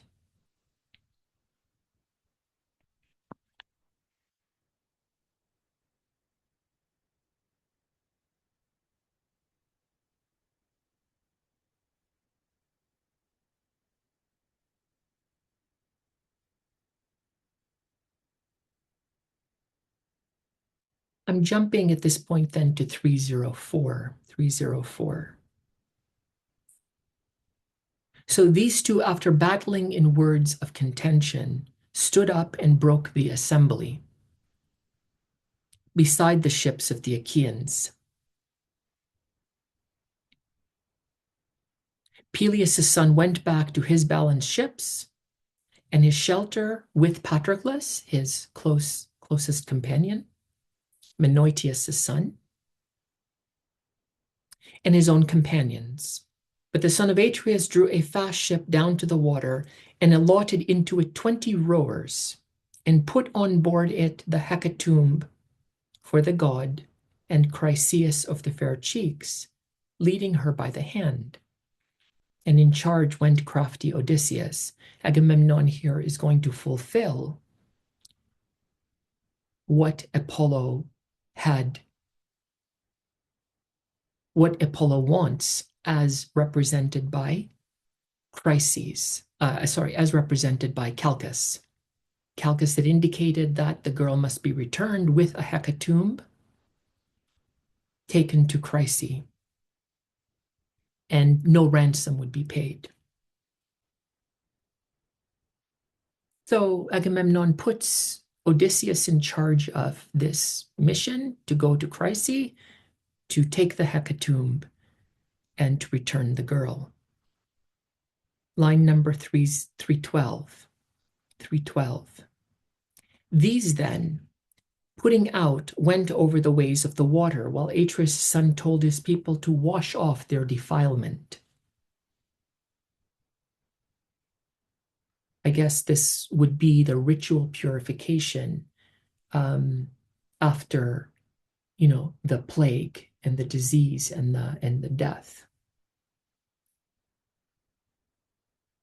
And they washed it away, and threw the washings into the sea, into the salt sea. Then they accomplished perfect hecatombs to Apollo of bulls and goats along the beach of the barren salt sea. The savor of the burning swept in circles up to the bright sky. The animals were killed. Part of the animals wrapped in folds of fat. It was burned, and the smoke would travel up to the gods, which would please the gods. These were busy about the army, but Agamemnon did not give up his anger. And the first threat he made to Achilles,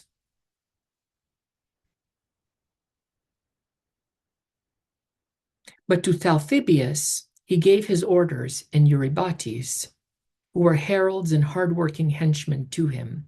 And he tells his followers, his henchmen, to go to Peleus's shelter, to bring back Briseis. Line number 322, bring back Briseis of the fair cheeks, leading her by the hand. And if he will not give her, I must come in person to take her with many men behind me, and it will be the worse for him.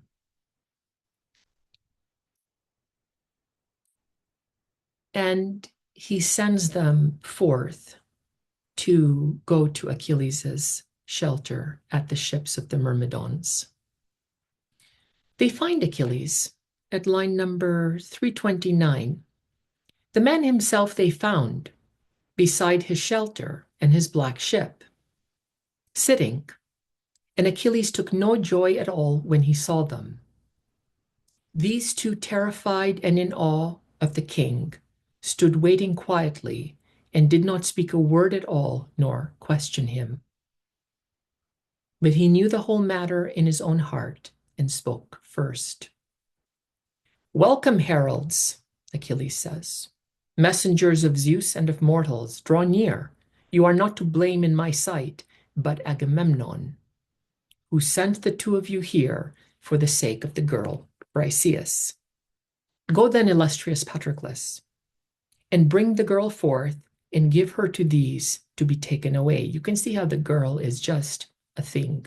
She is just transferred. She is a holder of Achilles's time, which is now going to be transferred to Agamemnon, and for which Agamemnon is going to pay dearly. Yet let them be witnesses in the sight of the blessed gods, in the sight of mortal men and of this cruel king, if ever hereafter there shall be need of me to beat back the shameful destruction from the rest. For surely in ruinous heart he makes sacrifice, and has not wit enough to look behind and before him, that the Achaeans fighting beside their ships shall not perish. He's going to make the Achaeans pay for what Agamemnon has done. Even the idea of friendship in the Iliad, you can see just in the opening book, has no relationship whatsoever to what you mean by friendship or to what I mean by friendship. It doesn't involve any caring about the person.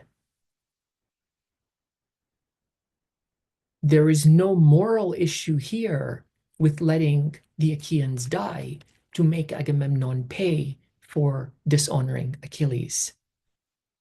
It's not a moral issue in the least. No one raises it because it's not.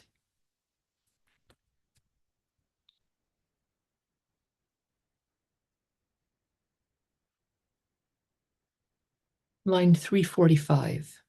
So he spoke, and Patroclus obeyed his beloved companion. We don't speak about, in friendships, we don't speak about one friend obeying another friend. We speak about obeying. We use that language in the context of a master-slave relationship, or in a hierarchical relationship at the very least, and a hierarchical relationship of power. And we will see that the relationship between Achilles and Patroclus is not a friendship in any sense that you and I would understand friendship. This becomes very, very, very clear in book number 16.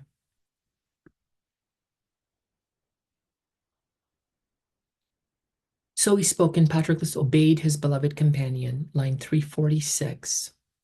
He led forth from the hut Briseis of the fair cheeks, and gave her to be taken away. And they walked back beside the ships of the Achaeans, and the women, all unwilling, went with them still. But Achilles, weeping, went and sat in sorrow apart from his companions, beside the beach of the gray sea, looking out on the infinite water. Many times stretching forth his hands, he called on his mother. Quote, "Since, my mother, you bore me to be a man with a short life." Just think about what that line means. You bore me to be a man with a short life. It sounds like Achilles understands his own life as fate. He doesn't choose the end of his life. He understands his life as fated from the time that he is born.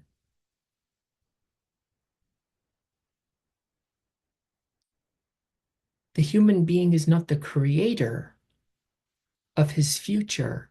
He suffers his future. To suffer means to bear.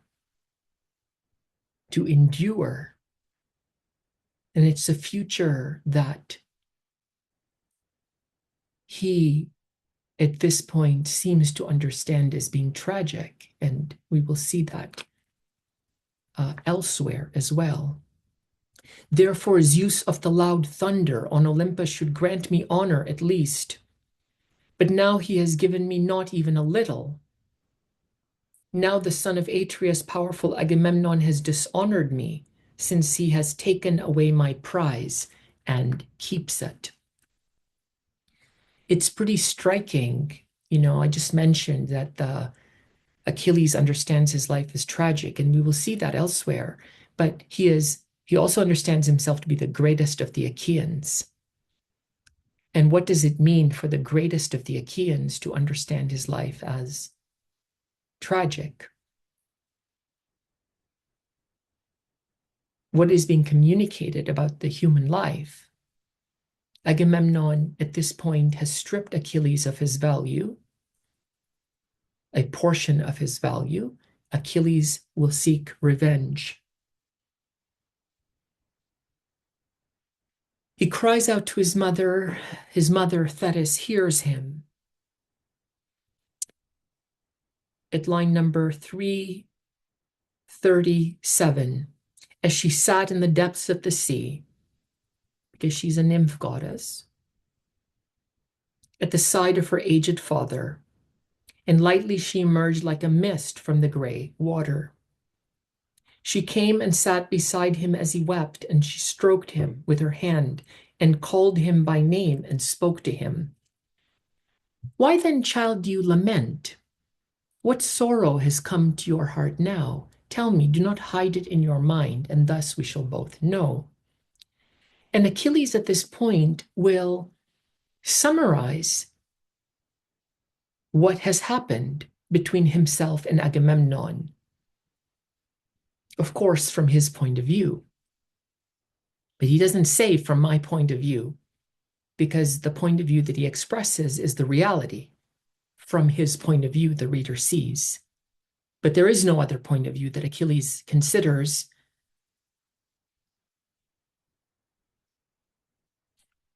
which is interesting. Agamemnon is much the same way, but all of the heroes are like that.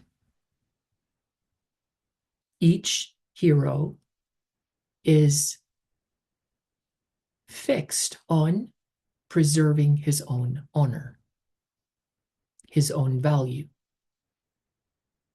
But how can conflict not erupt in a condition where honor is sought by everyone who are in competition for that thing that cannot be shared?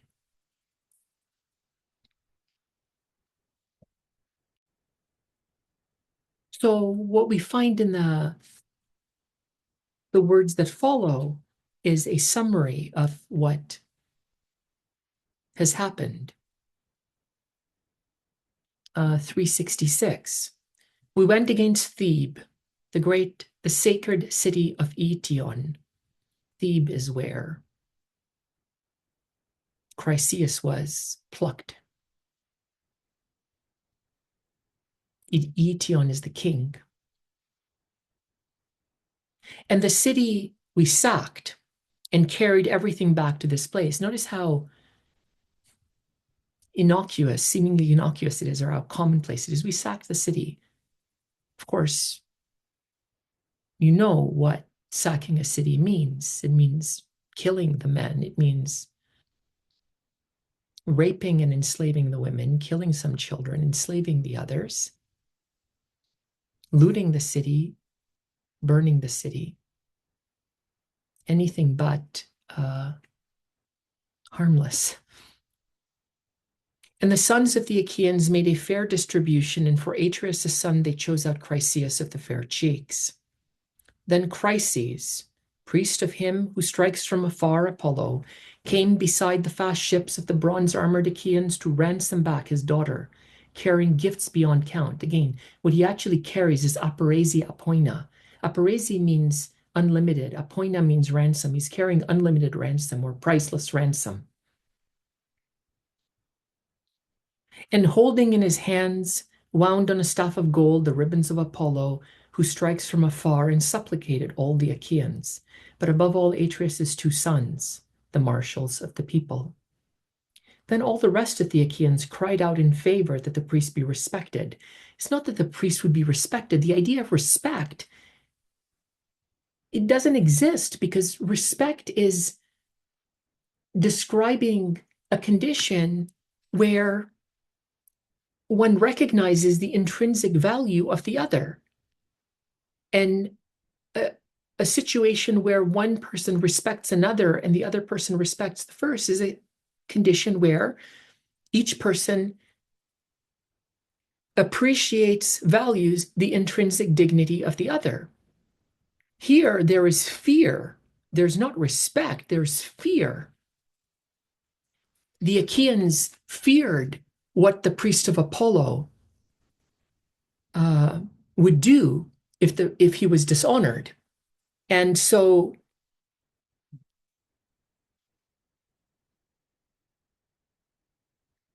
they wanted Agamemnon to take the ransom out of fear, because they know what Apollo can do.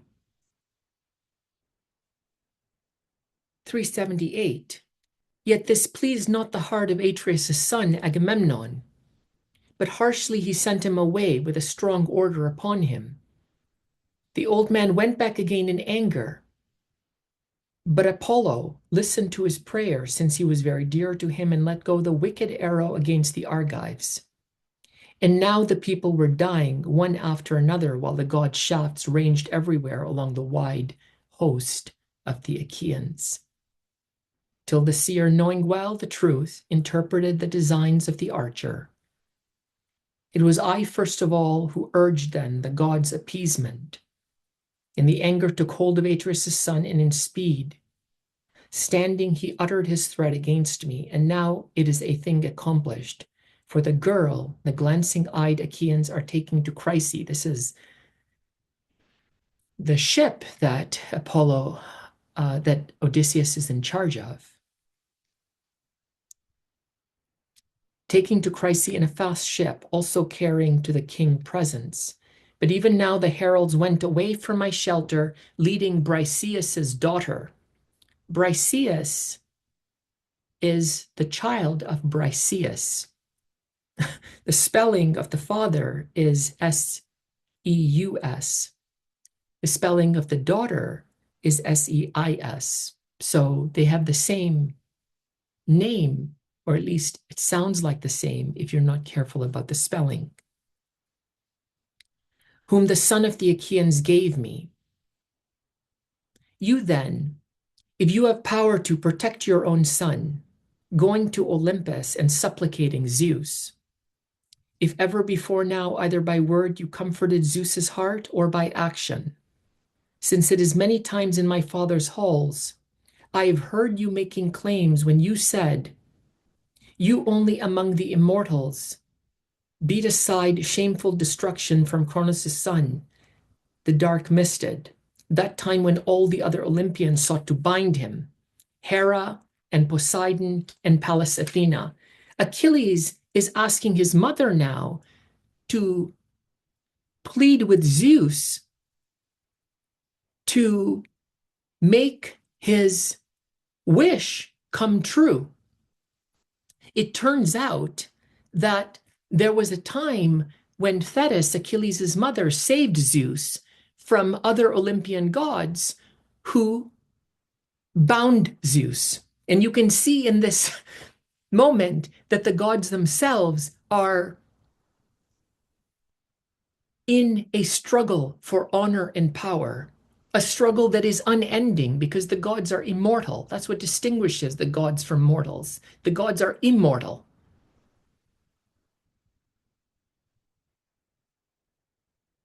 And they are just as concerned about honor and power as human beings are. And so there is immortal strife in the immortal world. And Achilles remembers the time when Thetis has spoken about the time when she saved Zeus from these other Olympian gods. And the names are mentioned. Some names are mentioned at line 400: Hera, Poseidon, Athena. Then you, goddess, went and set him free from his shackles, summoning in speed the creature of the 100 hands to tall Olympus, that creature the gods named Briareus. But all men, Aegeus' son, but he is far greater in strength than his father. He, rejoicing in the glory of it, sat down by Cronion, Zeus, son of Cronos. And the rest of the blessed gods were frightened and gave up binding him. So you were the one, my mother, who summoned the monster from, not clear if this is from the underworld, but you summoned the monster, the creature who scared those who wanted to bind Zeus, and they left him. And now he asks his mother, or tells his mother, not asks. You rarely ever find heroes asking for things. You often find heroes telling things, commanding things.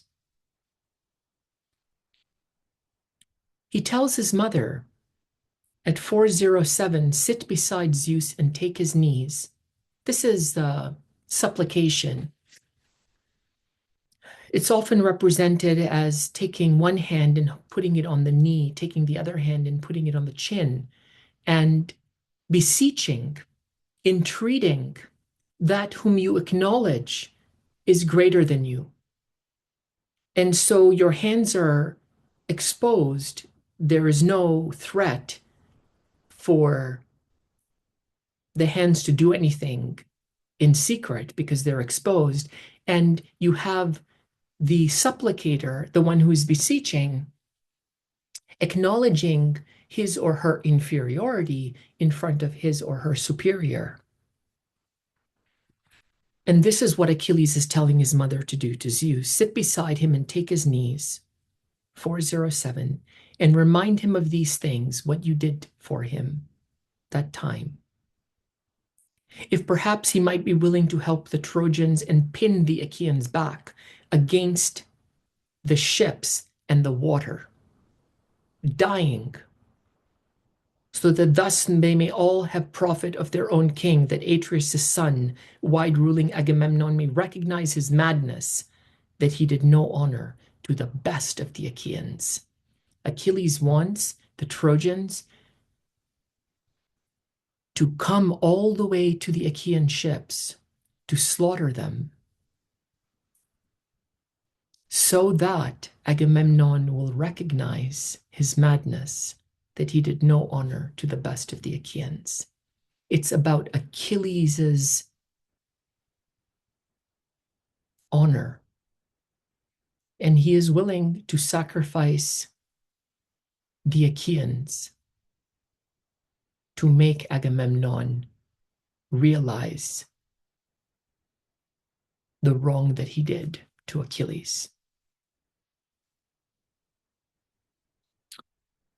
I think it's time at this point just for me to take a short break, and I will return to work through the remainder of the Iliad.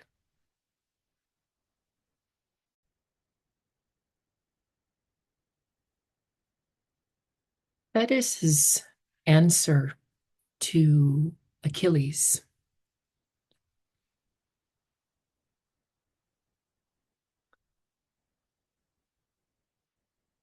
highlights that from Thetis' point of view, the greatest, self-proclaimed greatest of the Achaeans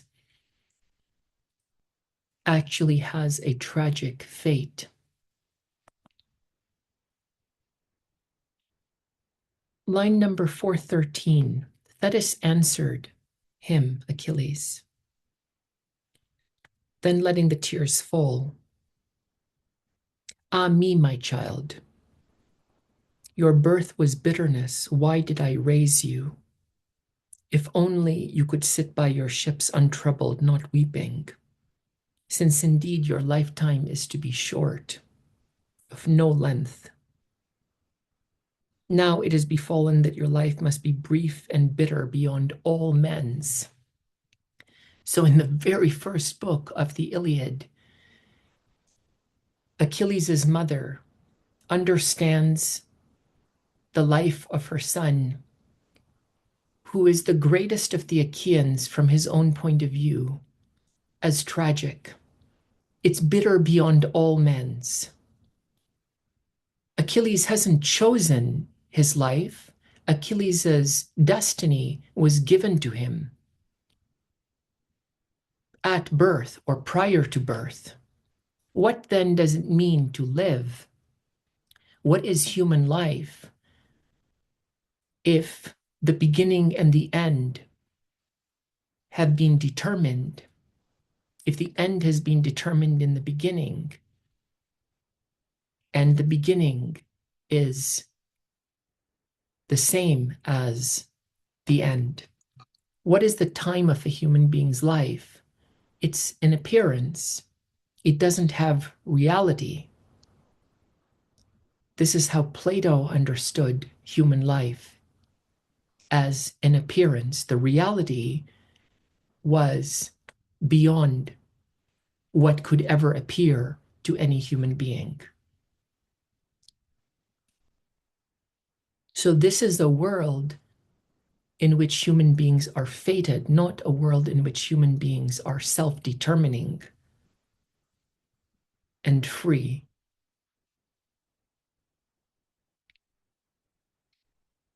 But I will go, Thetis says, to cloud dark Olympus and ask this thing of Zeus, who delights in the thunder.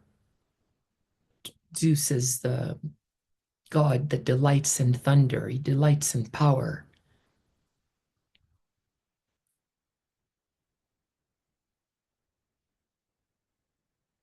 Perhaps he will do it.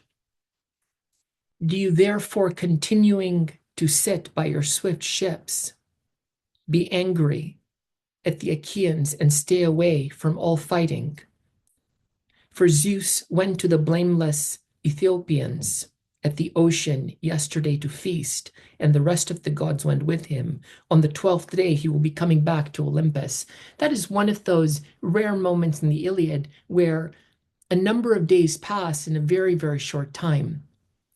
12 days in this case pass in a very short time, but the vast majority of the narrative concerns again only a few days of the 10th year of the Trojan War.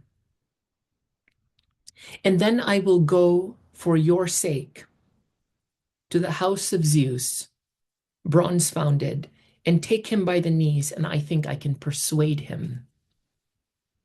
So speaking, Thetis went away from that place and left him sorrowing in his heart for the sake of the fair girdled woman, whom they were taking by force against his will. What he is sorrowing for, what Achilles is sorrowing for, is the loss of his teammate. He's not sorrowing for a girl whom he loves. As a matter of fact, he killed many members of her family to take her, we learn later.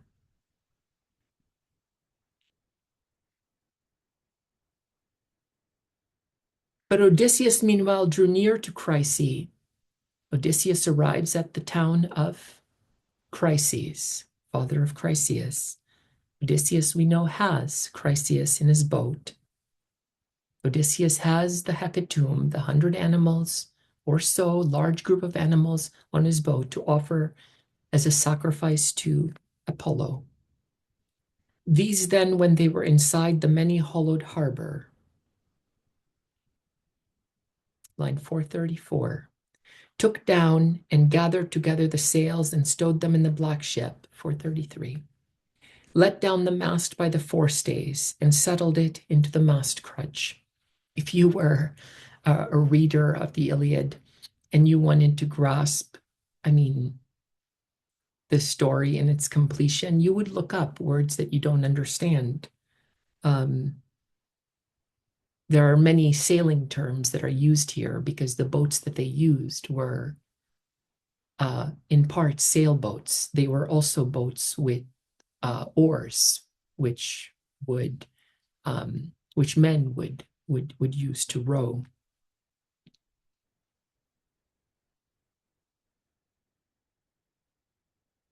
I'm looking at 436. 436. They threw over the anchor stones and made fast the stern cables. Stern is the back of the boat. And themselves stepped out onto the break of the sea beach and led forth the hecatomb to the archer Apollo. And Chryseis herself stepped forth from the seagoing vessel.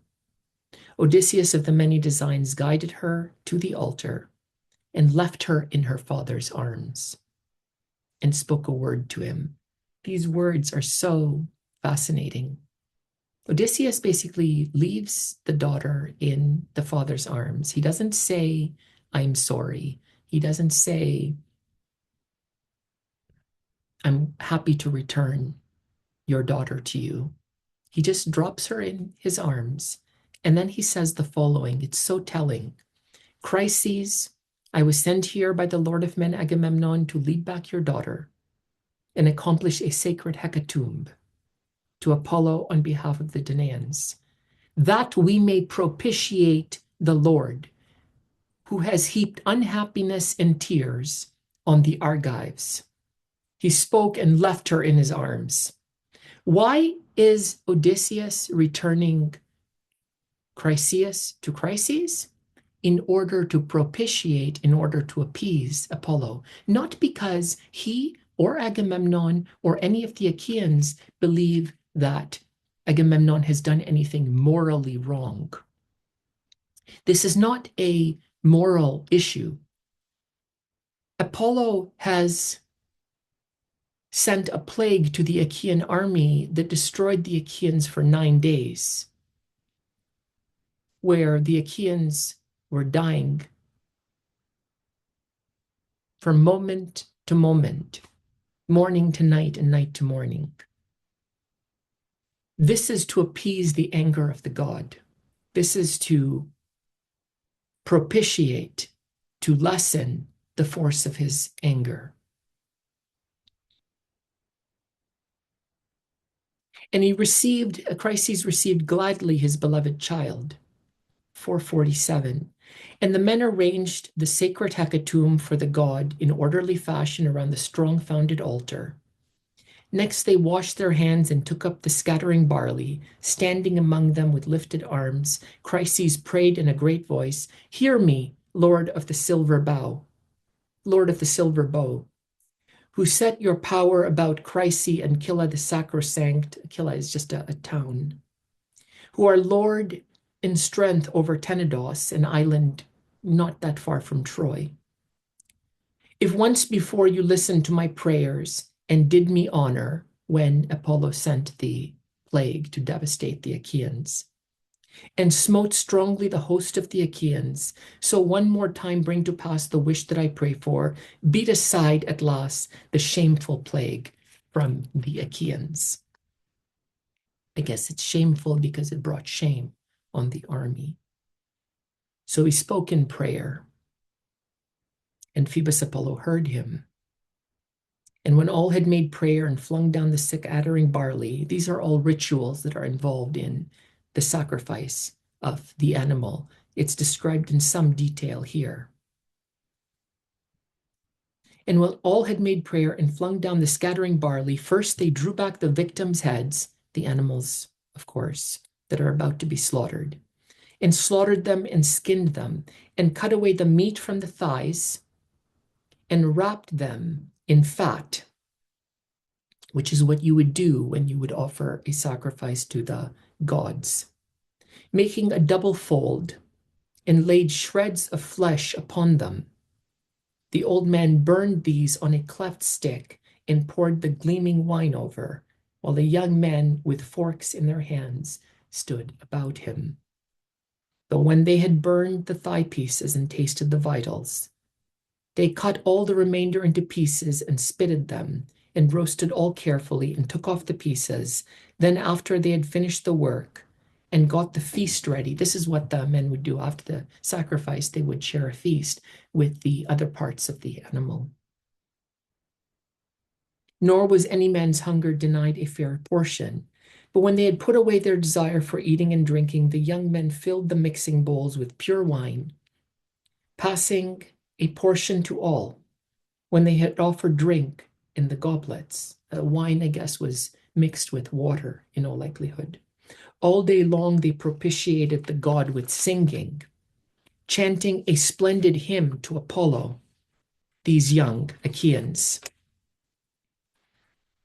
singing to the one who works from afar, who listened in gladness. Afterward, 475, when the sun went down and darkness came onward, they lay down and slept beside the ship's stern cables. But when the young dawn showed again with her rosy fingers, I guess the sun can appear red in the morning and in the sunset. There's a reddish hue at this point. They put forth to sea toward the wide camp of the Achaians, and Apollo, who works from afar, sent them a favoring stern wind, tailwind. They set up the mast again and spread on it the white sails, and the wind blew into the middle of the sail, and at the cutwater a blue wave rose and sang strongly as the ship went onward. She ran swiftly, cutting across the swell her pathway. But when they had come back to the wide camp of the Achaians, they hauled the black ship up on the mainland, high up on the sand, and underneath her they fixed the long props. Afterward they scattered to their own ships and their shelters.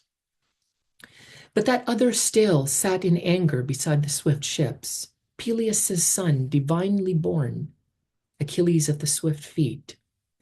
Never now would he go into assemblies where men win glory. This is the second place where men win glory. What is glory? The ancient Greek word is kleos. Glory is the hero's version of immortality. It's the only immortality that a hero can attain. Kleos refers to how one is spoken about out loud after one has died. And you win glory on the battlefield where after you are dead, people will speak about your heroism, your valor.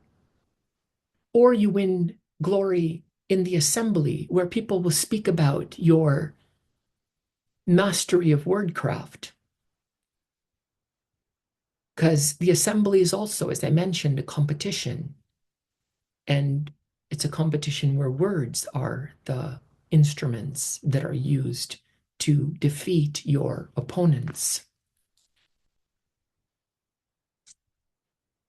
So Achilles at this point has withdrawn from battle. But again, Achilles will not go back to Phthia. We will see that he's going to be obsessed with the battle unfolding in front of him. Never now, 490, would he go to assemblies where men win glory, never more into battle, but continue to waste his heart out sitting there, though he longed always for the clamor and the fighting. Achilles will be obsessed with what is happening on the battlefield. He will be watching from his ship everything that happens, because his honor depends on the Achaeans suffering. But when the 12th dawn after this day appeared, the gods who live forever came back to Olympus, all in a body, and Zeus led them. Nor did Thetis forget the entreaties of her son, but she emerged from the sea's waves early in the morning and went up to the tall sky and Olympus, and she will now go in front of Zeus and supplicate him, wanting to win Achilles' honor. She found Cronus' broad-browed son apart from the others, sitting upon the highest peak of rugged Olympus. She came and sat beside him with her left hand embracing his knees, but took him underneath the chin with her right hand. That's what I mention is common among supplicants in supplication scenes, and spoke in supplication to Lord Zeus, son of Cronos. Father Zeus, if ever before in word or action I did you favor among the immortals, now grant what I ask for. Now give honor to my son, short-lived beyond all other mortals. Since even now the Lord of men Agamemnon dishonors him, who has taken away his prize and keeps it, Zeus of the councils, Lord of Olympus, now do him honor. So long put strength into the Trojans until the Achaians give my son his rights, and his honor is increased among them. She spoke thus, but Zeus, who gathers the cloud, made no answer, but sat in silence a long time, and Thetis, as she had taken his knees, clung fast to them, and urged once more her question. Bend your head and promise me to accomplish this thing, or else refuse it, if you have nothing to fear, that I may know by how much I am the most dishonored of all the gods. She is trying to persuade the king of the gods by using the words that she uses in very particular ways, in strategic ways. Deeply disturbed, Zeus, who gathers the clouds, answered her, "This is a disastrous matter. When you set me in conflict with Hera, his wife, and she troubles me with recriminations, since even as things are forever among the immortals, she is at me and speaks of how I help the Trojans in battle. Even so, go back again now, go away for fear she sees us. I will look to these things that they be accomplished."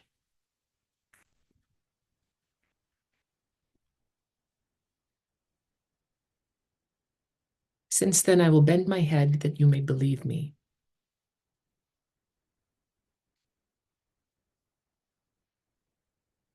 Of course, this is going to dishonor Hera. If Zeus gives honor to Achilles, to restore the honor that he lost to Agamemnon. Since then, I will bend my head that you may believe me, for this among the immortals is the mightiest witness I can give, and nothing I do shall be vain nor irrevocable. Not a thing unfulfilled when I bend my head in assent to it.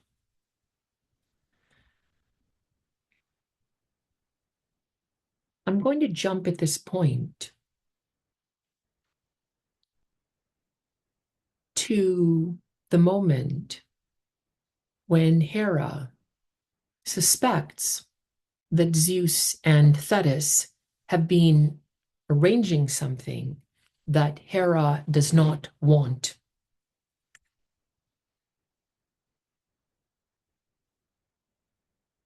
She tells Zeus at line 540, treacherous one, what god has been plotting counsels with you? Always it is dear to your heart in my absence to think of secret things and decide upon them.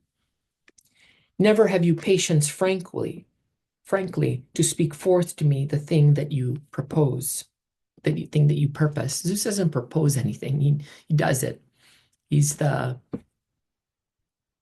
king of the gods. He's not going to seek approval from his wife. Then to her father the gods and men made answer, Hera, do not go on hoping that you will hear all my thoughts, since these will be too hard for you. Though you are my wife, any thought that it is right for you to listen to, no one, neither man nor any immortal, shall hear it before you. But anything that apart from the rest of the gods I wish to plan, do not always question each detail nor probe me. Then the goddess, the ox-eyed Hera, answered. I think she's referred to as ox-eyed because before this time, the gods may have been worshipped in animal form. Athena is the owl-eyed Athena. Hera is ox-eyed Athena. Hera is ox-eyed Hera. Majesty, son of Kronos, what sort of thing have you spoken? Truly too much in time past. I have not questioned nor probed you, but you are entirely free to think out whatever pleases you. Notice that the relation between Zeus and Hera is one of power. It's not a relationship that you would, in today's world, certainly expect of husband and wife. In which each side is respected. Because again, there is no concept of respect as the acknowledgement of the value, intrinsic value of the other person or being. And this mirror, this representation of the gods in this way, mirrors the way in which human beings understand their own relationships. The gods, you can say, are projections, if I can use that word. They are projections of how human beings understand their own lives. Now, though I am terribly afraid you were won over by Thetis the silver-footed, the daughter of the sea's ancient, for early in the morning she sat beside you and took your knees, and I think you bowed your head in assent to do honor. Then in return, Zeus, who gathers the cloud, made answer, Dear lady, I never escape you. You're always full of suspicion, yet thus you can accomplish nothing surely, but be more distant from my heart than ever. And it will be the worse for you. He's threatening her now. If what you say is true, then that is the way I wish it. But go then, sit down in silence, and do as I tell you, for fear all the gods, as many as are on Olympus, can do nothing if I come close and lay my unconquerable hands upon you. This is now physical violence that Zeus is threatening, which is expected. And I guess there's no question of acceptance. You notice how the poet is not saying anything that expresses his own thought about the poem that, again, he transmits on behalf of Zeus's daughter, the muse. There's no critical judgment on the narrative that he is speaking. He is mastered, you can say, by the song. His own involvement is excluded from, absent from the song that he sings. There is no mind in the poem, apart from the mind that understands itself to be the mouthpiece of the divine.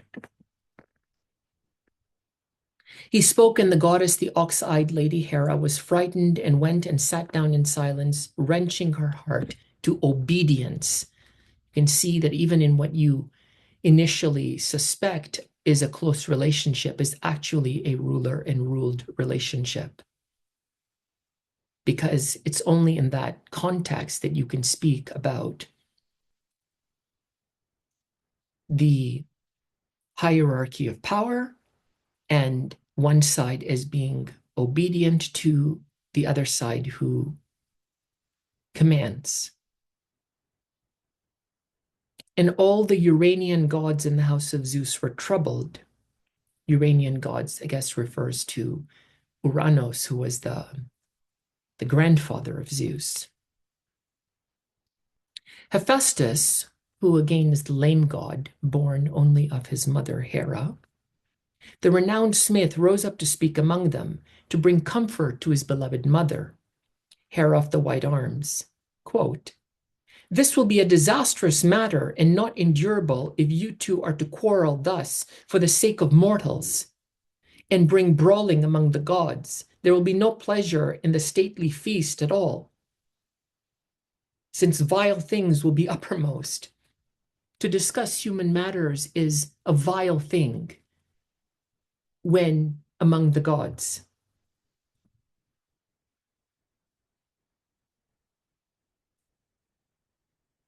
How is human life conceived just in these lines? were discussion about that which is bringing suffering upon human beings, the struggle for honor and power among human beings, where the gain of one man depends upon the loss of other men.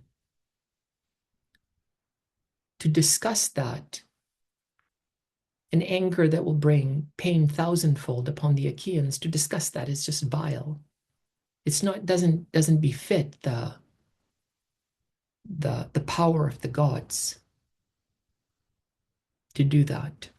Human beings, you can see, are just not important at a very simple level. They're just not important. And I entreat my mother, though she herself understands it, to be ingratiating towards our father Zeus, that no longer our father may scold her and break up the quiet of our feasting. He's more concerned with enjoying the meal and not polluting it by discussing things that are not worthy to be discussed.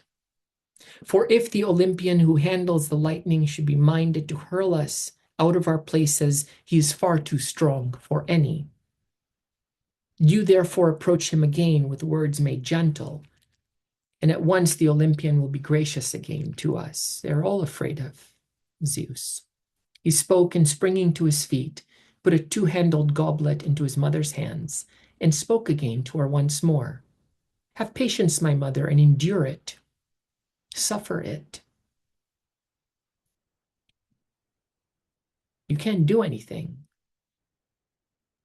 The strong do what they want, and the weak suffer what they must, or the weaker suffer what they must. And this is true even among the gods. The weaker gods at any given moment have to suffer, endure what the stronger ones give. Though you be saddened for fear that, dear as you are, I see you before my own eyes struck down, and then sorry though I be, I shall not be able to do anything. It is too hard to fight against the Olympian. There was once a time, before now, I was minded to help you, and he caught me by the foot and threw me from the magic threshold, and all day long I dropped helpless. And about sunset, I landed in Lemnos, which is an island. And there was not much left in me. After that, fell. It was the Scythian men who took care of me. After that fall, it was the Scythian men who took care of me. He spoke, and the goddess of the white arms Hera smiled at him. And smiling, she accepted the goblet out of her son's hands. Thereafter, beginning from the left, he poured drinks for the other gods, dipping up from the mixing bowl the sweet nectar.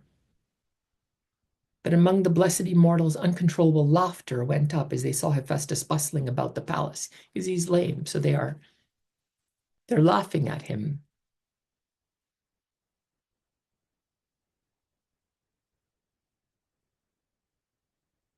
Thus thereafter, the whole day long, until the sun went under, they feasted. Nor was anyone's hunger denied a fair portion, nor denied the beautifully wrought lyre in the hands of Apollo, nor the antiphonal sweet sound of the muses singing. Afterward, when the light of the flaming sun went under, they went away, each one to sleep in his home, where for each one the fair-renowned, strong-handed Hephaestus had built a house by means of his craftsmanship and cunning.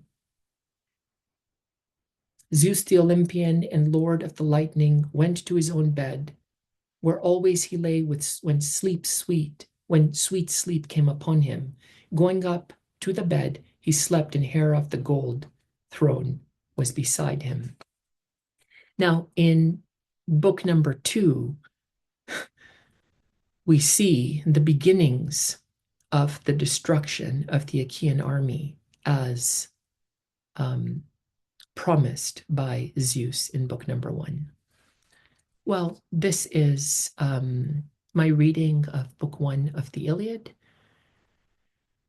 My name is Mohammed Kimji. If you would like, please connect with me on LinkedIn. Thank you for your time.